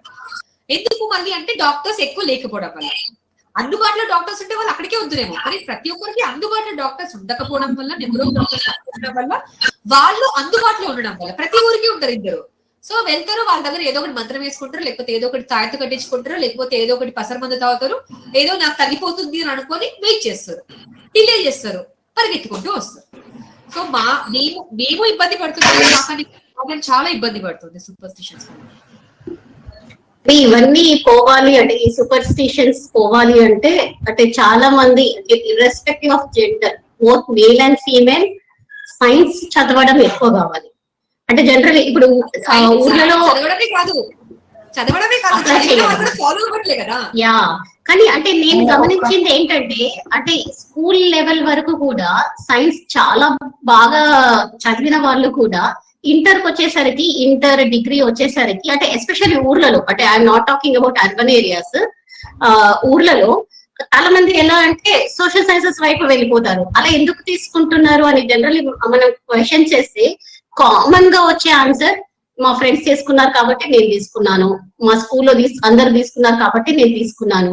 అంటే ఇదంతా అంటే దట్ రిఫ్లెక్ట్స్ అంటే ఆ సోషల్ ఐడెంటిటీ, అంటే ఆ సోషల్ ఈ సోషల్ ఐడెంటిటీ అన్నది అంటే they want to recognize themselves as part of the society.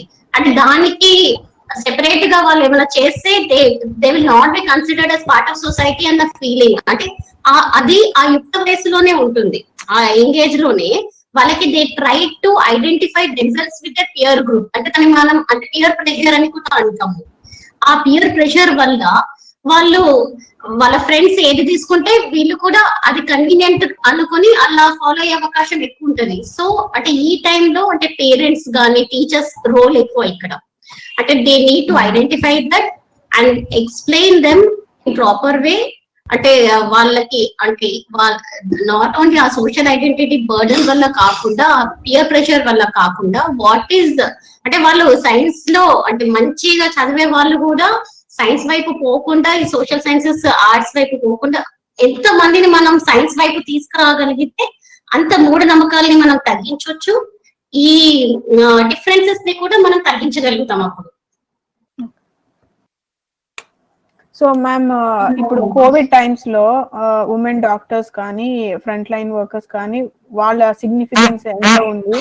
Future లో మనకి ఇలాంటి కోవిడ్ లాంటి సిచ్యువేషన్స్ వచ్చినప్పుడు ఉమెన్ ఇందులో పార్ట్ తీసుకోవడము ఎంత ఇంపార్టెంట్ మీరు ఒకసారి చెప్పండి. ఉమెన్ డాక్టర్స్ కోవిడ్ టైంలో ఎక్కువ ఇబ్బంది పడ్డది మెయిల్స్ లేకండి. We are all dependent on males, all time full time dependent on males. So males లేకుండా బ్రతకడం మాకు చాలా కష్టమైంది. ఇన్ఫాక్ట్ నాకు కాదు, most of my co doctors. So అంటే ఇప్పుడు మేము బయటికి వెళ్ళి వర్క్ చేయాలి, మేము ఏదైనా సరే అంటే సొసైటీకి హెల్ప్ చేయాలి అనన్నా, మా ఇండివిజువల్ గా మా క్యాలిబర్ ని మేము ప్రూవ్ చేసుకోవాలి అనన్నా, మా ప్రొఫెషన్ లో మేము రాణించాలి అనన్నా మాకు కంపల్సరీ సపోర్ట్ కావాలి, పర్టికులర్లీ ఫర్ అవర్ కిడ్స్. అంటే అప్పుడు పిల్లలు ఆన్లైన్ క్లాసెస్ ఉండే, ఇంట్లోనే ఉంటారు. So somebody should be at home. అక్కడే మెయిన్ డ్రాబ్యాక్, అక్కడే మెయిన్ ప్రాబ్లం ఏంటి మాకు, we were force you have to come to work, అంతే, నో లీవ్స్. మాకు ఒక 1 year వరకు నో లీవ్స్, అంతే, స్ట్రిక్ట్ గా నో లీవ్స్. ఆ టైంలో మేము కంపల్సరీ వర్క్ కి వెళ్ళాలి. మరి పిల్లలు ఎవరి దగ్గర పెట్టాలి, ఎవరు చూసుకోవాలి? సో మెయిడ్స్ అనే వాళ్ళ తర్వాత ఇంట్లో వర్క్ కంప్లీట్ గా ప్రతి వర్క్ చేసుకోవాలి. అంటే ఇప్పుడు నేనంటే మా ఇంట్లో కుకింగ్ ఒకటి చేస్తాను, కానీ మిగతా వాటికి మెయిడ్ చేస్తుంది. అట్లా కాకుండా అవి కూడా మనమే చేసుకోవాలనేసరికి చాలా పెద్ద ప్రాబ్లం అవుతుంది. అప్పుడు కూడా మళ్ళీ ఏం కావాలి మనకు మన స్పౌజ్ నుంచి సపోర్ట్ కావాలి.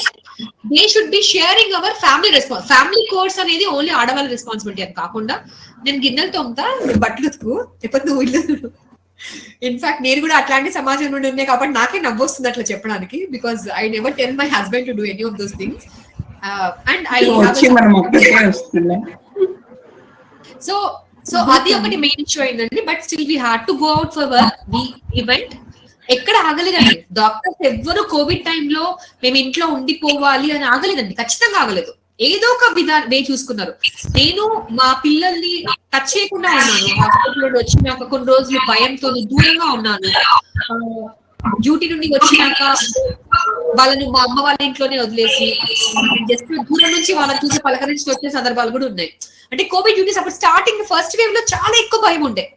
అంటే నాకు ఇబ్బంది అయినా పర్లేదు, కానీ నా ఫ్యామిలీ మెంబర్స్ అవ్వద్దు. ప్రతి ఒక్క ఎంప్లాయీస్ వర్కర్కి థాట్ అదేనండి. నాకు తెలిసి ఎవరు కూడా నాకేమైతే అని భయపడలేదు. కానీ ఫ్యామిలీ మెంబర్స్ కి ఏమైనా అవుతాయి, నా పేరెంట్స్ కి ఏమైనా అయితే, నా పిల్లలకి ఏమైనా అయితే, అదే ఒక్కటే ఉండే ప్రతి ఒక్కరికి. సో ఆ టైంలో కూడా I don't think women men అనే డిఫరెన్స్ ఏదండి. Everybody stood for the cause and definitely fought. And definitely comparatively ఎక్కువ ఇబ్బంది పడ్డారు, but we faced it, we showed that we can అంతే. సో మెయిన్ గా ఇఫ్ యూ ఆస్క్ మీ, అంటే పిల్లల responsibility దగ్గర we had to depend on somebody because they didn't have schools also. Exactly support could really work very much. Maybe వాళ్ళు ఇంకా కొంత compromise అవుతూ అయినా, బట్ నోబడీ స్టాప్. ఈ విషయంలో మాత్రం I should thank my sister. Like first wave లో మాత్రం అంటే ఫస్ట్ 4 months మొత్తం మా బాబు వాళ్ళ ఇంట్లోనే ఉన్నాడు. సెకండ్ వేవ్ లో కూడా ఆల్మోస్ట్ 2 months వాళ్ళ ఇంట్లోనే ఉన్నాడు. అంటే లాస్ట్ 1 year లో 6 months మా సిస్టర్ ఇంట్లోనే ఉన్నాడు. అంటే మీరు అన్నట్టు అంటే మనకేమైనా మన నుంచి మన ఫ్యామిలీ ఇబ్బంది పడద్దు అన్న ఫీలింగ్ చాలా ఎక్కువ ఉంది ప్రతి ఒక్కరిలో. సో అంటే దిస్ వాజ్ ద అంటే ప్రతి ఒక్కరి ఫీలింగ్ ఇదే ఉండే. దానివల్లే కానీ ఎవ్వరు కూడా అంటే వర్క్ నుంచి మాత్రం అంటే మేము చెయ్యలేము, మేము చెయ్యము అని మాత్రం ఎవరి నుంచి రాలేదు. అంటే all of us stood for it, fought for it. By God's grace we are here today. And ఇంకో క్వశ్చన్ ఉంది ఇక్కడ, లావణ్య గారు అడుగుతున్నా, how people are reacting to take vaccine to kids and elders? Kids కి వ్యాక్సిన్స్ పుట్టినప్పటి నుండి ఇస్తూనే ఉన్నాం కదండి, మళ్ళీ ఇప్పుడు కొత్తగా ఒక వ్యాక్సిన్ భయపడాల్సిన అవసరం ఏముంది? సో ఎల్డర్స్ భయపడ్డారు, హెసిటేషన్ ఉండే, కానీ మేమందరం ఫస్ట్ తీసుకొని వేరే వాళ్ళకందరికి తీసుకోండి, ఇట్ ఈస్ సేఫ్ అని ప్రూవ్ చేసి చూపించాము. ఇప్పుడు చాలా మంది ముందుకు వస్తున్నారు. ఆ హెసిటేషన్ పీరియడ్ వల్లనే డిలే అయింది కొంతవరకు, బట్ సేఫ్ అనే విషయం మనం పబ్లిక్ అందరికి రీచ్ అయ్యేలాగా చెప్పాలి. వ్యాక్సిన్ తో ఉండే రిస్క్ కన్నా డిసీజ్ తోనే ఉండే risk thousands of times more. So it is always better to take vaccine rather than face the disease. So పిల్లలకు వ్యాక్సిన్ ఒకవేళ once we get the guidelines, everybody should come forward and take. Elders కూడా, elders అంటే basically మనకు ఒక రోజు జ్వరం వస్తుందని తెలిస్తే కూడా మనం ఒక్క రోజు ఎట్లా అని భయపడుతున్నాం. అదే ఇన్ఫెక్షన్ వస్తే 15 రోజులు వెళ్ళి ఐసీయూలో పడుకోవాలని అంటే ఆ భయం లేదు, కానీ ఒక్క రోజు ఇంజెక్షన్ తీసుకోవాలంటే మాత్రం భయపడుతున్నారు. So we have to encourage everybody to take vaccine. Kids కూడా డెఫినెట్లీ మనం వాళ్ళు పుట్టినప్పటి నుంచే తీసుకుంటున్నారు వ్యాక్సిన్స్. సో యాంటీ వ్యాక్సిన్స్ కూడా ఉన్నారు చాలా మంది, ఇక్కడనే కాదు అన్ని వెస్టర్న్ వరల్డ్ లో కూడా ప్రతి చోట ఉన్నారు. సో వాళ్ళను అలా కాదు అని చెప్పేసి వాళ్ళ మాటలు వినకుండా మనం జనాల కాన్ఫిడెన్స్ గెయిన్ చేయగలిగి ప్రతి ఒక్కరికి వ్యాక్సిన్ ఇప్పించగలిగినప్పుడే I think we will completely succeed over this Covid. Madam చెప్పండి. అంటే ఊర్లలో కూడా అంటే ఫస్ట్ స్టార్టింగ్ లో చాలా హెసిటెన్సీ ఉంది తీసుకోవడానికి మీరు అన్నట్టు, కానీ అంటే as days are going on అంటే డాక్టర్స్ రోల్ అంటే paramedical staff doctors they are convincing a lot and they are trying. అంటే ప్రతి ఊర్లో ఏరియా డాక్టర్ పారామెడికల్ స్టాఫ్ ఇంటింటికి వెళ్ళి మరీ కూడా వ్యాక్సిన్స్ ఇస్తున్నారు. అసలు ఇది ఓన్లీ ఇండియాలోనే పాసిబుల్, వేరే కంట్రీస్ లో ఎక్కడ లేదు ఇటువంటి. చాలా ఊర్లు అంటే ఫుల్లీ వ్యాక్సినేటెడ్ విలేజెస్ చాలా ఉన్నాయి ఇప్పుడు. That's very good thing. చాలా మందికి అంటే కొన్ని డౌట్స్ ఉన్నాయి, స్టార్టింగ్ లో భయపడతారు, కానీ డెఫినెట్లీ అంటే యాక్సెప్టెన్స్ అయితే వస్తుంది వ్యాక్సిన్ తీసుకోవాలి అని. ఇంకా పిల్లలకి ప్రాపర్ గైడ్ లైన్స్ రాలేదు కాబట్టి వచ్చినప్పుడు డెఫినెట్లీ అందరూ తీసుకోవాలి. ఓకే మ్యామ్, సో ఇంకో క్వశ్చన్ ఏంటంటే ఉమెన్ ని less competent and less confident గా తీసుకుంటున్నారు. అండ్ ఏంటంటే ఇప్పుడు ఫీమేల్ సర్జన్స్ ఉన్నారు అనుకోండి, వాళ్ళ మీద less confidence compare to male surgeons అని ఒక స్టడీ ఉంది. So what about that? ఎందుకు అలా పర్సీవ్ చేస్తున్నారు? ఈ కైండ్ ఆఫ్ నోషన్ ఎందుకున్నాయి ఉమెన్ డాక్టర్స్, ఉమెన్ మెడికల్స్ మీద? అది నేను అస్సలు ఒప్పుకోనండి. ఎందుకంటే ఒక వ్యక్తి క్యాలిబర్ మనకు తెలియాలి అంటే వాళ్ళు దాన్ని చేసినప్పుడే దాని వాల్యూ మనకు తెలుస్తుంది. ఆ ట్రస్ట్ అన్నది ఫస్ట్ పేషెంట్స్ వైపు నుంచి రావాలి. ఇప్పుడు when patient trust the doctor, వాళ్ళు వచ్చి ట్రీట్ చేయించుకుంటే అప్పుడు ఆ రిజల్ట్ తెలుస్తుంది బయటికి. అదే ఎందుకు ట్రస్ట్ ఎందుకు ఉమెన్ మీద రాలేకపోతున్నా, అలా ఏమైనా స్పెసిఫిక్ రీజన్? ఏమండి, తరతరాలుగా యుగ యుగాలుగా ఫస్ట్ ఆ సొసైటీలో ఆ చేంజ్ అన్నది రావాలి. అంటే టు ట్రస్ట్ ది డాక్టర్. ఇప్పుడు one of my best friends is general surgeon. అయితే తనకి జనరల్ సర్జరీ ప్రాక్టీస్ కంటే గైనిక్ ప్రాక్టీస్ ఎక్కువ.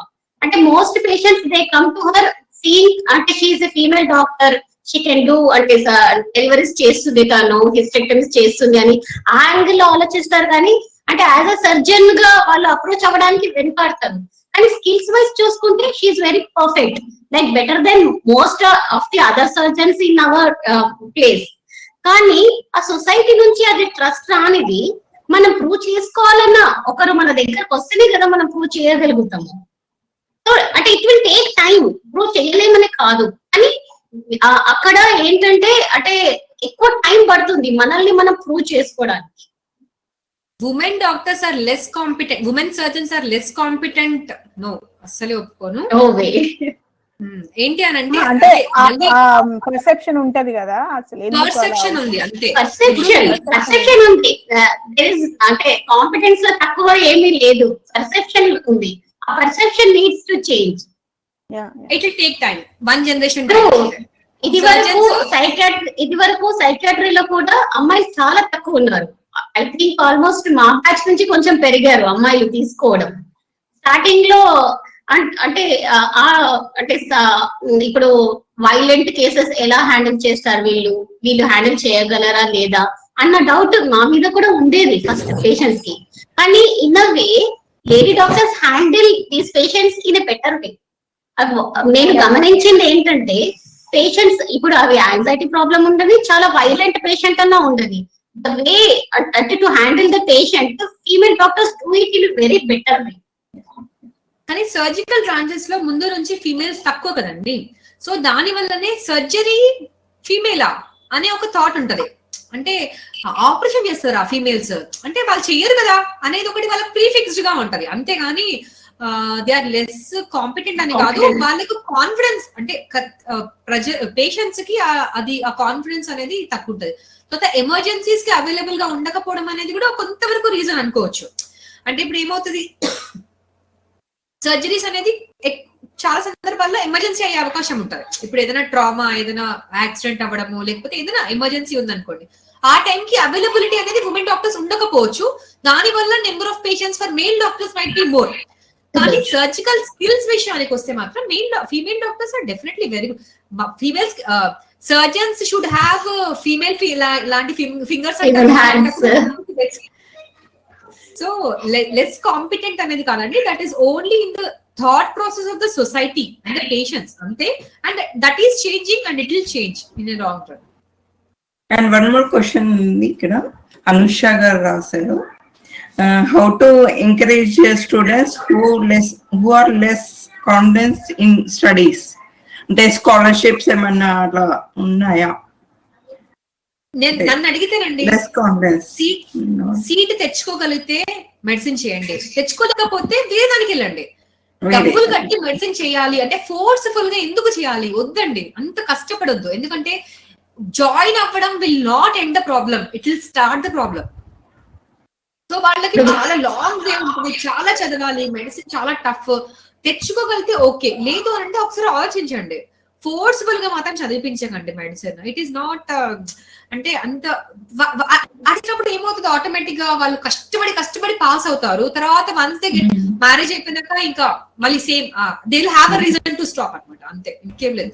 మనకందరికేమో we are trying to come out, మన అట్లాంటి వాళ్ళు they will have to stop working అట్లా, అంతే. స్కాలర్షిప్స్ అట్లాంటివి అంటే మిగతా వాటితో ఉన్నట్టుగానండి, దీంట్లో కూడా ఏం డిఫరెన్స్ ఉండదు. చెప్పాను కదా, గవర్నమెంట్ లో అయితే this is the cheapest degree you can find.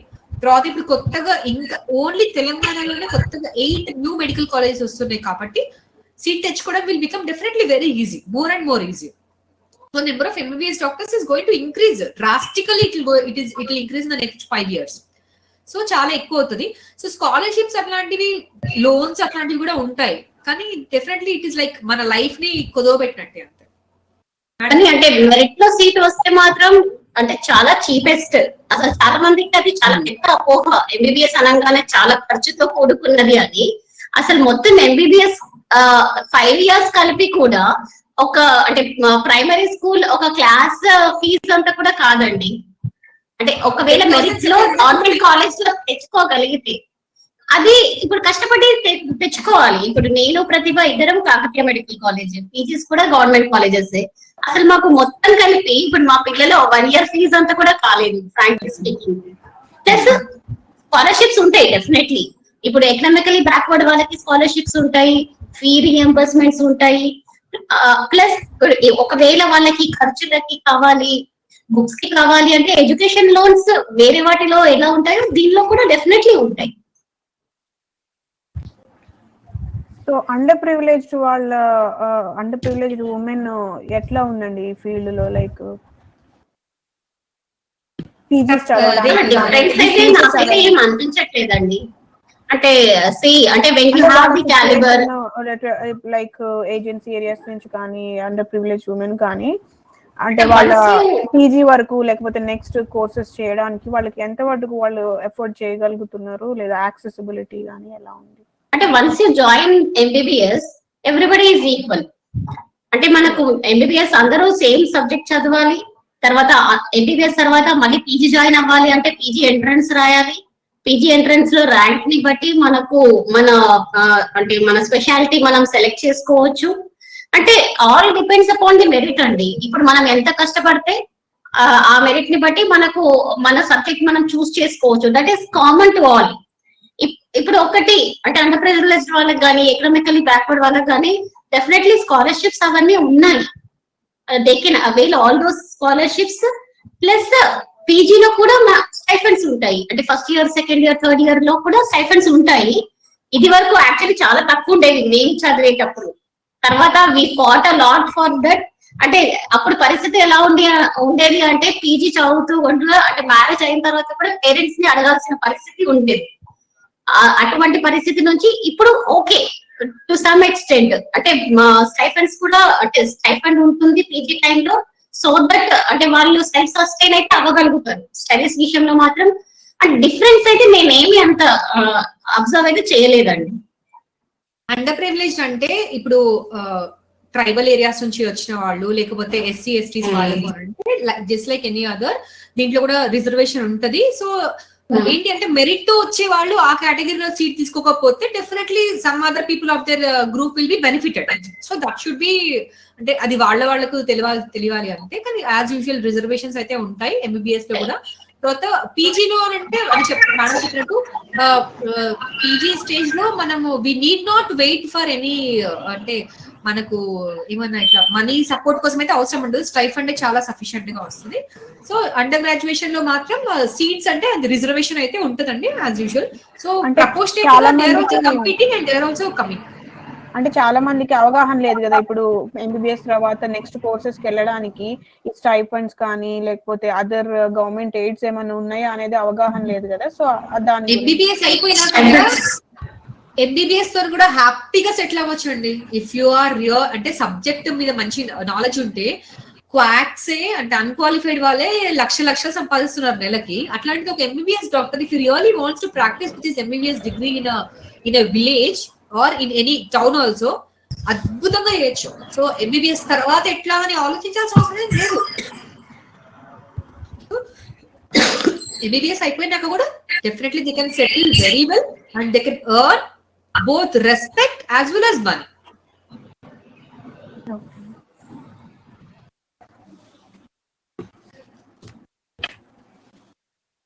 And ma'am ఇంకొక క్వశ్చన్ అండి Shirisha ma'am. Women mental health ఎంత మటుకు ఈ మధ్య కాలంలో ఉమెన్ మెంటల్ హెల్త్ కి ఏంటంటే చాలా మంది anxiety, depression kind of problems తో బాధపడుతున్నారు కదా.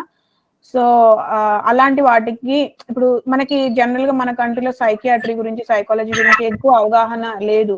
ఎందుకు లేదంటారు? ఈ ఫీల్డ్స్ గురించి, మెంటల్ హెల్త్ గురించి ఇండియాలో అవగాహన ఎందుకు ఇంకా రావట్లేదు? అంటే ముందు కంటే ఇప్పుడు కొంచెం బెటర్ గా ఉంది, but lot of members who are facing issues and అది రాను పెరుగుతూ వస్తుంది. All this is because of stigma.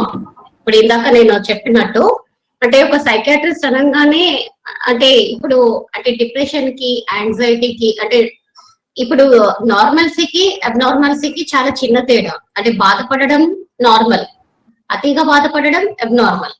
అంటే అది ఒక స్టేజ్ దాటిన తర్వాత when it is affecting your normal routine life that needs treatment, that needs counselling అని మనకు అర్థమైనప్పుడు మనం ఒక సైకాట్రిస్ట్ దగ్గరికి వెళ్ళి ట్రీట్మెంట్ తీసుకోవాలి. కానీ సైకాట్రిస్ట్ అనగానే ఒకలాంటి స్టిగ్మా మన సొసైటీలో ఉంది. అంటే పిచ్చి ఉంటేనే సైకాట్రిస్ట్ దగ్గరికి వెళ్తారు. ఇప్పుడు నా దగ్గర వచ్చే పేషెంట్స్ కూడా కొన్ని సందర్భాల్లో అంటే కొన్ని ఆడ్ టైమింగ్స్ లో మేము రావచ్చా అని అడుగుతారు. అంటే అలా ఎందుకు అని నేను అడిగితే, మరి మీ హాస్పిటల్ పక్కనే మా రిలేటివ్స్ ఉంటారు, వాళ్ళు నేను మీ టైమింగ్స్ లో వస్తే నేను రావడం వాళ్ళు చూసే నన్ను ఏమన్నా పిచ్చి ఉందేమో అని అనుకుంటారు అని నాకు చాలా అంటే ఫన్నీగా అనిపిస్తుంది. ఇప్పుడు ఒక బైపాస్ సర్జరీ చేయించుకుంటే చాలా గొప్పగా చెప్పుకుంటారు నాకు హార్ట్ బైపాస్ అయ్యింది అని. అటువంటిది సైకలాజికల్ ప్రాబ్లమ్ వచ్చేసరికి ఆ స్టిగ్మా అన్నది చాలా ఉంది. ప్లస్ ఇప్పుడు అమ్మాయిలు డెఫినెట్లీ ముందు కంటే ఇప్పుడు చాలా ముందుకు వస్తున్నారు. అంటే వేరియస్ ఫీల్డ్స్ లో కష్టపడుతున్నారు, ఇంట బయట అన్ని పనులు చేసుకుంటున్నారు. అంటే they want to prove themselves their worth. ఈ ప్రాసెస్ లో ఆ కాంపిటీషన్ లో ఆ స్ట్రెస్ అనేది డెఫినెట్లీ ఉంటది. ఇప్పుడు వాళ్ళని ఇంట్లో ప్రూవ్ చేసుకోవాలి, బయట ప్రూవ్ చేసుకోవాలి, పిల్లల్ని చూసుకోవాలి.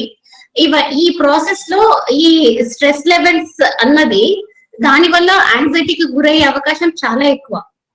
సో ఈ యాంగ్జైటీ వాళ్ళకి గురైనప్పుడు అంటే దే నీడ్ టు హ్యావ్ అంటే కోపింగ్ మెకానిజమ్స్ అన్నవి వాళ్ళకి గుడ్ కోపింగ్ మెకానిజమ్స్ ఉంటే మా వరకు వచ్చే అవసరం కూడా జనరల్లీ ఉండదు.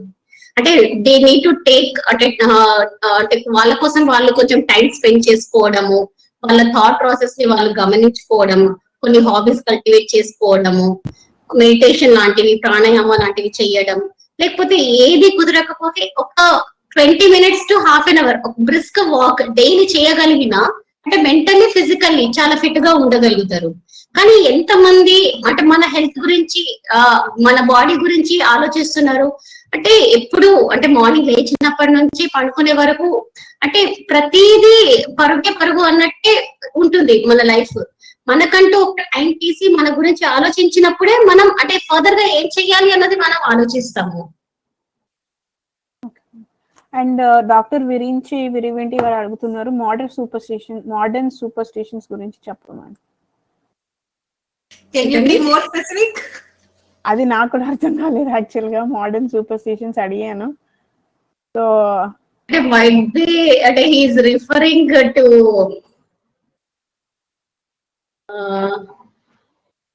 Modern superstitions. మేడం చిన్న డౌట్ అండి, లావణ్య అండి. ఓకే మేడం, ఇంట్లో ఉన్న పనులు నెక్స్ట్ బయట చేసే ఎక్సర్సైజ్ రెండు ఒకటి అని అంటారా, ఈక్వల్ అని అంటారా, డిఫరెంట్ అంటారా? ఎలా డిఫరెంట్ అంటే అండి, నేను వర్క్ చేస్తున్నప్పుడు నేను చాలా సేపు నిల్చునే ఉంటాను. నేను రోజంతా చాలా పని చేస్తా, చాలా అంటే చాలా నడక ఉంటది, part of my work. So అది ఆ వర్క్ ఏం చేస్తారంటే మనల్ని అలసిపోయేలా చేస్తుంది, మనం ఇంకా వీక్ అవుతాం.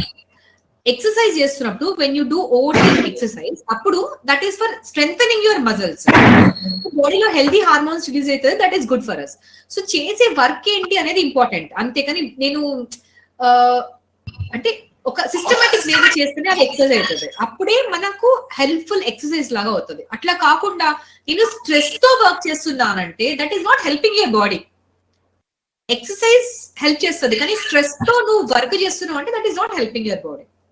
కొంతవరకు ఓకే, అంటే ఏమి చేయకపోవడం కన్నా రొటీన్ వర్క్ చేయడం అనేది డెఫినెట్ గా హెల్ప్ఫుల్. అంటే ఉత్తగా నేను డే అంతా ఉత్తగా కూర్చొని ఉంటాను టీవీ ముందు అని అంటే దానికన్నా వెళ్ళి ఇల్లు ఊడము, ముగ్గులేయడము మంచి ఎక్సర్సైజ్ కాదు అని కాదు. కానీ నేను as a part of my job నేను రోజంతా ఫర్ ఎగ్జాంపుల్ ఏదైనా బట్టల షాప్ లో వర్క్ చేస్తా, లేకపోతే ఏదైనా కిరాణా షాప్ లో వర్క్ చేస్తా. సో రోజంతా నేను ఏదో పని చేస్తుంటానంటే దాంతో యూ బికమ్ మోర్ వీక్. అంతే, నీకు ఇంకా బాడీ పెయిన్స్ అనేవి వస్తాయి, ఇంకెక్కువ స్ట్రెయిన్ అయిపోతారు. అంతేకాని ఇఫ్ యూ వర్క్అవుట్ కొంచెం సేపు ఎక్సర్సైజ్ చేసి ఆ మజిల్స్ స్ట్రెంథెన్ చేసుకుంటే నువ్వు డే అంతా వర్క్ చేసిన దానికి that will definitely help you. But if you stress your self by doing work that is not going to help you. Exercise is different. You have to spend some time for yourself by doing exercise. Thanks అండి, చాలా చక్కగా చెప్పారండి. Thank you madam. Ma'am ఇద్దరు కొంచెం conclusion ఇస్తారా ma'am మీ side నుంచి? అంటే women medical field లోకి రావడానికి ఎలాంటి హిండ్రెన్సెస్ ఉన్నాయి, దాన్ని దాటడానికి మనం ఏం చేయాలి? సో లీడర్షిప్ ట్రైనింగ్ లాంటివి మనకి హెల్ప్ అవుతాయా గర్ల్స్ కి, ఎస్పెషల్లీ కాలేజెస్ లో కానీ అలా కానీ? సో ఎట్లాంటి స్టెప్స్ తీసుకోవాలి గవర్నమెంట్ కానీ, అంటే ఉమెన్ ని ఎక్కువ ఈ మెడికల్ ఫీల్డ్ లోకి తీసుకోవడానికి, రిజర్వేషన్స్ కానీ ఉమెన్ కి? So can you give your conclusion?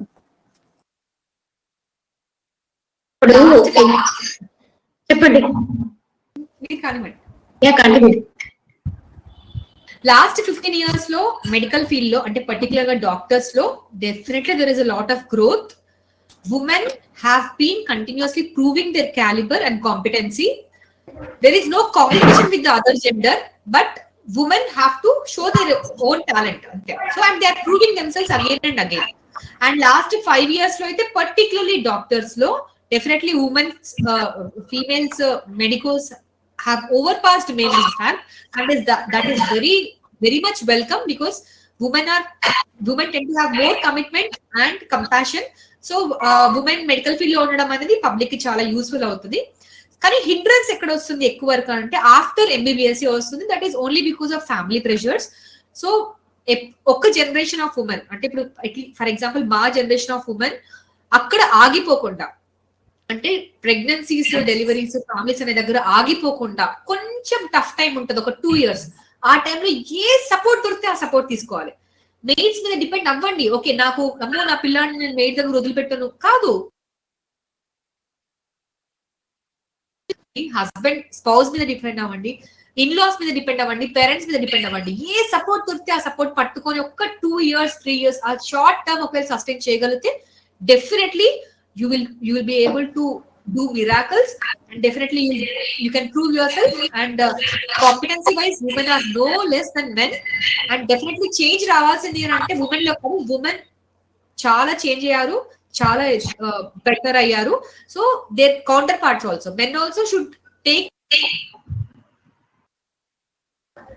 నాకు కావాల్సిన రిక్వైర్మెంట్స్ అన్ని ఫుల్ఫిల్ చేసినాక నువ్వేమైనా చేసుకో, అంతేకాని నీ పనులు నేను చేయను అలా కాకుండా family is not just your responsibility, is our responsibility అని షేర్ చేసుకునేటువంటి మగ పిల్లల్ని మనం పెంచాలి at least, so that next generation will be benefited. And ఇప్పటి జనరేషన్ వాళ్ళు కూడా డెఫినెట్లీ చాలా చాలా డిఫరెన్స్ ఉంది. ఆ మగవాళ్ళ ఆలోచన విధానం కూడా చాలా మారింది. So near future definitely will see a better number of women and the better number of practicing and competent women coming into the service. And other than doctors ante ipudu paramedical sisters atlandi vaatlo aithe definitely women are always overpassing men. So science ని encourage చేయాలి. Only చదువుతోని కాదండి, implementation కూడా. ఇప్పటికి కూడా చదువుకున్న వాళ్ళలో కూడా చాలా మంది మూఢనమ్మకాలతోని, అంటే ఇప్పుడు గ్రహణం వచ్చిన టైంలో ఇలా చేయకూడదు, అలా చేయకూడదు, అలాంటి మేబీ అంటే మోడర్న్ సూపర్స్టిషన్స్ అంటే ఏంటి అని డిఫరెంట్ డిఫరెంట్ గా ఆలోచిస్తున్నాను. ఆ గ్రహణం టైంలో ప్రెగ్నెంట్ ఉమెన్ అసలు బయటికి వెళ్ళకూడదు, ఏమి తినకూడదు, కదలకుండా పడుకొని ఉండాలి, అమ్మో చాలా హారిబుల్ గా ఉంటాయి అవన్నీ. సో అట్లాంటి నుంచి రావాలి. ఒక్కసారి కొంచెం ఆలోచిస్తే చదివిన దాన్ని ఇంప్లిమెంట్ చేయడం రావాలి. చదివినారు, అందరు చదివారు, 10th class లోపే అందరూ చదివారు. గ్రహణం అంటే ఏంటో అందరికీ తెలుసు, కానీ అది ఇంప్లిమెంట్ చేయగలిగారు. అండ్ మ్యామ్ ఎవిడెన్స్ బేస్డ్ తర్వాత ఒక సైంటిఫిక్ అప్రోచ్ అనేది పబ్లిక్ లో పెరగాలి. ఉమెన్ కూడా ఓన్లీ చదవడమే కాకుండా దాన్ని ఇంప్లిమెంట్ కూడా చేయగలిగితే woman is responsible for nurturing the next generation. We are responsible for our next generation. So మనం ఒకవేళ మంచి మన ఆలోచన విధానము, మన టాలెంట్, మన సైంటిఫిక్ అప్రోచ్ మంచిగా ఉంటే డెఫినెట్లీ నెక్స్ట్ జనరేషన్ చాలా ఇంప్రూవ్ అవుతుంది. సో మనం నేర్చుకొని మన పిల్లల్ని కూడా అట్లా పెంచగలిగితే చాలా అప్రోచ్ మంచిగా ఉంటే డెఫినెట్లీ నెక్స్ట్ జనరేషన్ చాలా ఇంప్రూవ్ అవుతుంది. మ్యామ్ మీరు చెప్పారు కదా గవర్నమెంట్ కాలేజ్లో తక్కువ ఖర్చుతో చదువుకోవచ్చు అని, మరి ప్రైవేట్ కాలేజెస్ ఎందుకు ఇంతగా ఖర్చు అవుతుంది మెడిసిన్ చదవాలంటే? దట్ ఈస్ నాట్ అంత ఖర్చు అవుతుందా? నిజంగా అంత ఖర్చు అవుతుందండి, ఖచ్చితంగా అవుతుంది. ఎందుకంటే ఆ ఇన్ఫ్రాస్ట్రక్చర్ కి ఒక్క ఇమాజినేషన్ అంటే 5 కోట్లు ఏమో అట్లా ఉంటుందండి. సో ఆ ఇన్ఫ్రాస్ట్రక్చర్ అంతా కొనాలి, ల్యాబ్ ఎక్విప్మెంట్స్ కానీ, స్టాఫ్ కి పేమెంట్స్ కానీ. సో మెడికల్ కాలేజ్ మెయింటైన్ చేయడం అనేది చాలా కష్టం. ఒక దేశం అభివృద్ధి చెందాలి అని అంటే మెడికల్ అదే హెల్త్ ఇంకా ఎడ్యుకేషన్ పబ్లిక్ కి ఫ్రీగా అందాలి, జస్టిస్ యాక్సెసిబుల్ గా ఉండాలి. అప్పుడు మాత్రమే దేశ అభివృద్ధి అనేది పాసిబుల్ అవుతుంది. సో హెల్త్ కోసం నాకు తెలిసిన వాళ్ళు ఎంతో మంది ఆస్తులు అమ్ముకొని పాపం హెల్త్ కోసం ఖర్చు పెట్టిన వాళ్ళు కూడా ఉంటారు. సో హెల్త్ ఎక్కడైనా గవర్నమెంట్ చేతిలోనే ఉండాలి. ప్రైవేట్ లో అయితే that is not their fault. ఖచ్చితంగా it is very expensive. So ఖర్చు అవుతుంది. ఇప్పుడు ఒక ప్రైవేట్ మెడికల్ కాలేజ్ ఎస్టాబ్లిష్ చేయాలి అంటే ఇప్పుడు ప్రతిదీ కమర్షియలే. ఇప్పుడు ల్యాండ్ కొనాలన్నా వాళ్ళు అంటే బిల్డింగ్ ట్యాక్స్ నుంచి, ల్యాండ్ ప్రాపర్టీ ట్యాక్స్ నుంచి, ఎలక్ట్రిసిటీ నుంచి, వాటర్ బిల్లింగ్ నుంచి ప్రతిదీ వాళ్ళు కమర్షియల్ ట్యాక్స్ కట్టాలి. ఇప్పుడు ఎస్టాబ్లిష్మెంట్ ఇప్పుడు మేడం అన్నట్టు ఒక ఎంఆర్ఐ కావాలి, సిటీ స్కాన్ కావాలి, అల్ట్రాసౌండ్ కావాలి, టెస్టులు కావాలి, ఎక్విప్మెంట్ కావాలి, ఇవన్నీ కొన్ని వందల కోట్లు అవసరం. ప్లస్ ఇప్పుడు ప్లేస్, ఇప్పుడు మనం చూస్తున్నాం ప్లేస్ కాస్ట్ ఎంత పెరిగింది ఇప్పుడు. సో అంటే ఈ ఎస్టాబ్లిష్మెంట్ కాస్ట్ అంత ఎక్కువ ఉన్నప్పుడు డెఫినెట్లీ ఇట్స్ ఎ బిజినెస్. ఇప్పుడు అంత కోట్లు, వందల కోట్లు వాళ్ళు పెట్టినప్పుడు అవి రిటర్న్స్ రావాలి అంటే డెఫినెట్లీ ఎక్కువ ఉంటుంది. అదే గవర్నమెంట్ సెటప్ లో వాళ్ళకి ల్యాండ్ ఫ్రీ ఉంటుంది, ఎక్విప్మెంట్ గవర్నమెంట్ సప్లై ఉంటుంది. కాబట్టి గవర్నమెంట్ ఇప్పుడు ఇవన్నీ మనము అంటే మనం కరెక్ట్ అవ్వాలి అంటే first government should take initiative and establish more colleges. అప్పుడు మనకు ప్రైవేట్ మెడికల్ కాలేజ్ కి వెళ్ళే అవసరమే రాదు. అంటే అప్పుడు మనం క్వశ్చన్ చేసే అవసరం కూడా రాదు.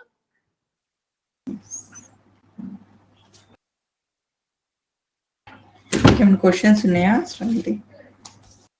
ఆడియన్సెస్ లో క్వశ్చన్స్ ఉన్నాయా? మనం కోవిడ్ టైమ్ లో చూస్తే మనకు అంటే 2 things were from females. మనం doctor Minal Bhosle garu, she was the chief virologist in my lab laboratories from Pune. అంటే she was the first person to develop, అంటే వాళ్ళ team actually the team was the first team to develop the covid testing kit. అప్పటి వరకు మనం import చేసుకునే వాళ్ళం వేరే countries నుంచి. That each kit used to cost 4,000 rupees and used to take 6 to 7 hours time test చేయడానికి. అది మనం ఇండియాలో మనం డెవలప్ చేసుకునే kit it was costing around 1,900 rupees. ఇంకా 2.5 hours లో మనకు రిజల్ట్ వచ్చేసేది. So and she was 8 months pregnant then with pregnancy complications. తను కిట్ తయారు చేసి కిట్ ఇచ్చి ఇమీడియట్ నెక్స్ట్ డేనే తనకి డెలివరీ అయ్యింది. అంటే pregnancy was never A hindrance. అంటే మనం అది ఎస్టాబ్లిష్ చేయగలగాలి జనాల్లో. అంటే pregnancy is just a physiological phenomenon like any other thing. అంటే అది ఎప్పటికీ మనకి హిండ్రెన్స్ కాదు, చదువుకి కాదు, సైన్స్ కి కాదు, సైన్స్ చదవడానికి కాదు, చదివించడానికి కాదు. మళ్ళీ మన కోవిడ్ వ్యాక్సిన్ కూడా మనకు డెవలప్ చేసింది క్యాటరిన్ క్యారో అనుకుంటాను కదా. అంటే lady, she's also lady. She has faced lot of hurdles both in personal life and professional life. అంటే చాలా మంది కోవిడ్ వ్యాక్సిన్ చాలా తొందరగా వచ్చేసింది అన్న భ్రమలో ఉన్నారు కానీ అంటే it has 40 years of efforts of Katalin Kariko. అంటే she has been into this, అంటే mRNA రీసెర్చ్ లో she has been into it since 40 years. ఆ 40 years నార్మల్లీ యూజ్ చేసి టెంప్లెట్స్ డెవలప్ చేసి దాంతో మనం కోవిడ్ వ్యాక్సిన్ డెవలప్ చేసుకోగలిగాము. చాలా మందికి అంటే స్టార్టింగ్ లో ఎట్లా అంటే ఇంత తొందరగా తయారు చేశారు, అవి ఎఫెక్టివ్ ఉన్నాయో లేదో, అంటే మనమే గిని ఫిక్స్ అయిపోతున్నామా, మనల్ని టెస్ట్ చేస్తున్నారని చాలా మంది అనుకున్నారు. కానీ అంటే there is lot of effort put in to it. ఇప్పుడు తను 40 years నుంచి తను అంత ఎఫర్ట్ పెట్టి ఉండకపోయి ఉంటే మనం ఈ రోజు కోవిడ్ వ్యాక్సిన్ అంత తొందరగా వచ్చి ఉండకపోయేది. మనం ఇంత తొందరగా దీని నుంచి బయట పడే అవకాశం లేకుండా ఉండేది. అంటే both testing vaccine both were from females. అంటే అందుకే నేను అంటున్నాను, అంటే యు సీ ద క్వాలిటీ. ఇప్పుడు quality wise there can be some hindrances from అంటే పర్సనల్ లైఫ్ నుంచి ఉండొచ్చు, సొసైటీ పరంగా ఉండొచ్చు, వర్క్ ప్రొఫెషన్ బ్యాలెన్స్ లో ప్రాబ్లమ్స్ ఉండొచ్చు. కానీ క్వాలిటీ వైజ్ చూస్తే definitely females are doing far better job.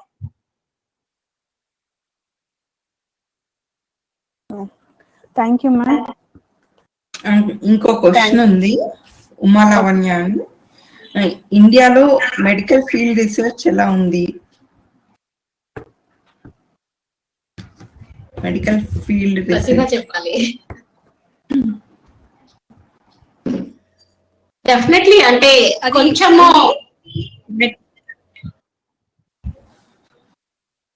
ఇప్పుడు కంపేర్ టు ఫారిన్ కంట్రీస్ అయితే కొంచెం స్కోప్ అయితే ఉంది for improvement. We need to అంటే వాట్ ఐ ఫీల్ ఈజ్ అంటే ఫారిన్ కంట్రీస్ లో ఉన్నంత డాక్యుమెంటేషన్ మన ఇండియాలో లేదు. అంటే బికాస్ ఆఫ్ అంటే ల్యాక్ ఆఫ్ ఇన్ఫ్రాస్ట్రక్చర్ కావచ్చు, మన పాపులేషన్ మోర్ పాపులేషన్ కావచ్చు, లెస్ నంబర్ ఆఫ్ డాక్టర్స్ కావచ్చు, అంటే ఫర్ వేరియస్ రీజన్స్ ఈ డాక్యుమెంటేషన్ సరిగా లేకపోవడం కూడా వన్ ఆఫ్ ద కాజెస్ కావచ్చు. ఇవన్నీ మారాలి అంటే చాలా మంది ముందుకు రావాలి, చాలా మంది చదవాలి, చాలా మంది డాక్టర్స్ కావాలి, చాలా మంది రీసెర్చ్ సైడ్ రావాలి. అప్పుడే ఇవన్నీ పాసిబుల్. ఉన్న కొద్ది మందితో మనము ఇప్పుడు కోవిడ్ స్టార్ట్ అయిన కొత్తలో అంటే అందరికీ ఒకలాంటి భయానక సిచ్యువేషన్ ఉంది. అంటే మన ఇండియాలో డాక్టర్స్ తక్కువ, ఫెసిలిటీస్ తక్కువ, అంటే how can we get out of it అన్న ఫియర్ చాలా మందిలో ఉంది. అయినా ఇంత తక్కువ మంది డాక్టర్స్ తో కూడా we have done very well compare to most other countries. అంటే ఉన్న మీగర్ రిసోర్సెస్ ని యూజ్ చేసుకొని మనం చాలా బాగా చేసాము. కానీ రీసెర్చ్ సైడ్ వచ్చేసరికి there are lot of other factors. అంటే మన మాన్యువల్ పవరే కాకుండా అంటే ఇన్ఫ్రాస్ట్రక్చర్ కావాలి, డాక్యుమెంటేషన్ కావాలి, చాలా వేరియస్ రీజన్స్ వల్ల కూడా మనం కొంచెం వెనుక ఉన్నాము. అది వాస్తవమే. కానీ with persistent efforts we can overcome that also. Pratibha చెప్పాలి ఇంకా. వినబడట్లే మ్యామ్. అన్మ్యూట్. చెప్పవలసినవన్నీ మీరు చెప్పారు. మెయిన్ థింగ్ అదే, నెంబర్ ఆఫ్ డాక్టర్స్ తక్కువ ఉండడం వల్ల మనకు డాక్యుమెంటేషన్ వైజ్ రీసెర్చ్ ఒక డాక్టర్ అపాయింట్మెంట్ కోసం 1 month వెయిట్ చేస్తారు. మన దగ్గర డిసీజ్ తోని 1 month వెయిట్ చేస్తారు, కానీ డాక్టర్ అపాయింట్మెంట్ కోసం 1 day కూడా వెయిట్ చేయరు. ఆ లోపు వాళ్ళు they will complicate more by going to some other unqualified person. So that is what happens. So మనకు ఇక్కడ డాక్యుమెంటేషన్ అనేది ఉండకపోవడానికి ఒకటి మనకు ఇన్వెస్టిగేషన్స్ వైజ్ ఇన్ఫ్రాస్ట్రక్చర్ తక్కువ ఉండడము, తర్వాత నెంబర్ ఆఫ్ డాక్టర్స్ తక్కువ ఉండడము, తర్వాత కంప్లైంట్స్ ఆఫ్ ట్రీట్మెంట్ అనేది కూడా. పేషెంట్స్ ఏంటంటే మనం చెప్పింది వాళ్ళు ఫాలో అవుతారు అనేది లేదు. ఇప్పుడు ఫారిన్ కంట్రీస్ లో డాక్యుమెంటేషన్ చాలా పక్కగా ఉంటుంది కాబట్టి ఇప్పుడు అక్కడ ఈవెన్ గవర్నమెంట్ సెటప్ లో గానీ అంటే అక్కడ మాక్సిమం ఇన్సూరెన్స్ కంపెనీస్ బేస్డ్ ఉంటాయి కాబట్టి అక్కడ ఒక డాక్టర్ ఒక 20 మందిని చూస్తే చాలా ఎక్కువ. ఇది 10 కంటే ఎక్కువ చూడరు. 20 members చూస్తే చాలా ఎక్కువ, అంటే అది చాలా హెక్టిక్ డే అన్నట్టు. ఇక్కడ మేము గవర్నమెంట్ హాస్పిటల్స్ లో 100 to 200 పేషెంట్స్ పర్ డే చూసిన రోజులు ఉన్నాయి. సో అంటే ఇట్స్ నాట్ పాసిబుల్, అంటే హ్యూమన్లీ పాసిబుల్ కాదు. ఇప్పుడు అంత మందిని చూసుకుంటూ ప్రతిదీ డాక్యుమెంట్ చేయడము, ప్లస్ మేడం అన్నట్టు ఆ కాంప్లియన్స్. ఇప్పుడు మేము ట్రీట్మెంట్ ఇస్తాము, వాళ్ళు అది పక్కగా ఫాలో అవ్వాలి. ఇప్పుడు ఒక కోర్స్ 5 days ట్రీట్మెంట్ ఇస్తాము, వాళ్ళకి 2-3 days లో డిఫరెన్స్ తెలుస్తుంది. వాళ్ళు ఏమనుకుంటారు, ఇంకా 2 days వాడడం ఎందుకు అని మానేస్తారు. సో అంటే కాంప్లియన్స్ కరెక్ట్ గా ఉన్నప్పుడే ఆ రిజల్ట్ అన్నది వ్యాలిడేటెడ్ ఉంటుంది. ఆ వ్యాలిడేటెడ్ రిజల్ట్ లేకుండా అది డాక్యుమెంటేషన్ కాకుండా మనం రీసెర్చ్ సైడ్ ఏమీ చేసే అవకాశం ఉండదు. పేషెంట్ ఫ్యాక్టర్ చాలా ఉంటాయి. ఇప్పుడు ఈ టాపిక్ వెళ్ళాలంటే ఇంకా అది డిఫరెంట్. మళ్ళీ ఇట్ ఈస్ ఉమెన్ సైన్స్ కి not relevant, that is broader thing. Okay, will conclude. Yeah, ma'am. Thank you for your valuable time, Dr. Sirisha garu and Dr. Pratibha Lakshmi garu. Me suggestions చాలా మంది ఇప్పుడు medical field లో వెళ్ళే అమ్మాయిలకి చాలా help అవుతాయని ఈ సెషన్ మనము మేడం క్యూరీ బర్త్డే సందర్భంగా విజ్ఞాన దర్శినిలో ఉమెన్ ఇన్ సైన్సెస్ అనే సెలబ్రేట్ చేసుకుంటున్నాం. ఈ మంత్ అంతా ఎవ్రీ సాటర్డే మనకి టాక్స్ ఉంటాయి. సో మీ వాల్యుబుల్ టైం మాకు ఇచ్చి మీ సజెషన్స్ మాకు ఇచ్చినందుకు చాలా thanks ma'am. Thank you so much ma'am. Thank you so much. And thank you so much. చాలా సో ఎవ్రీ వీక్ సాటర్డే ఏ విజ్ఞాన దర్శిని టాక్స్ జరుగుతూ ఉంటాయండి. You can log on to the page, Vignana Darshini page లోకి మీరు లాగిన్ అయ్యి మీరు డీటెయిల్స్ చూసుకోవచ్చు. Programmes ఏం జరుగుతున్నాయని అన్ని చెక్ చేసుకోవచ్చు. Thank you so much for attending this session and giving us this opportunity to know more about these topics. Thank you, Andy. Thank Yeah, you. bye. Thank you, ma'am. Thank you, bye. Bye, ma'am. Live లో join అయిన వాళ్ళందరికీ thank you so much. And questions కూడా మంచి questions ఇచ్చారు. Thank you so much.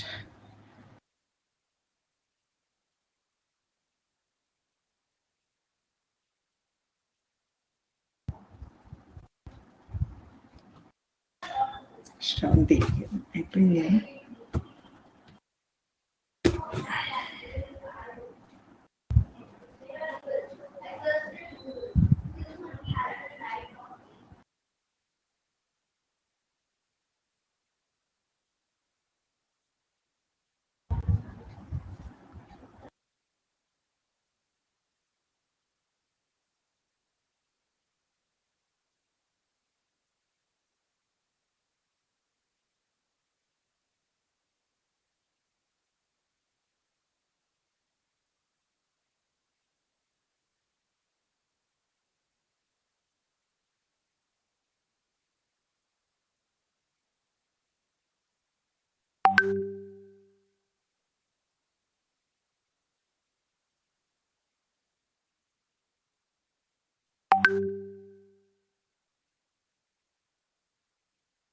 You are currently the only person in this conference.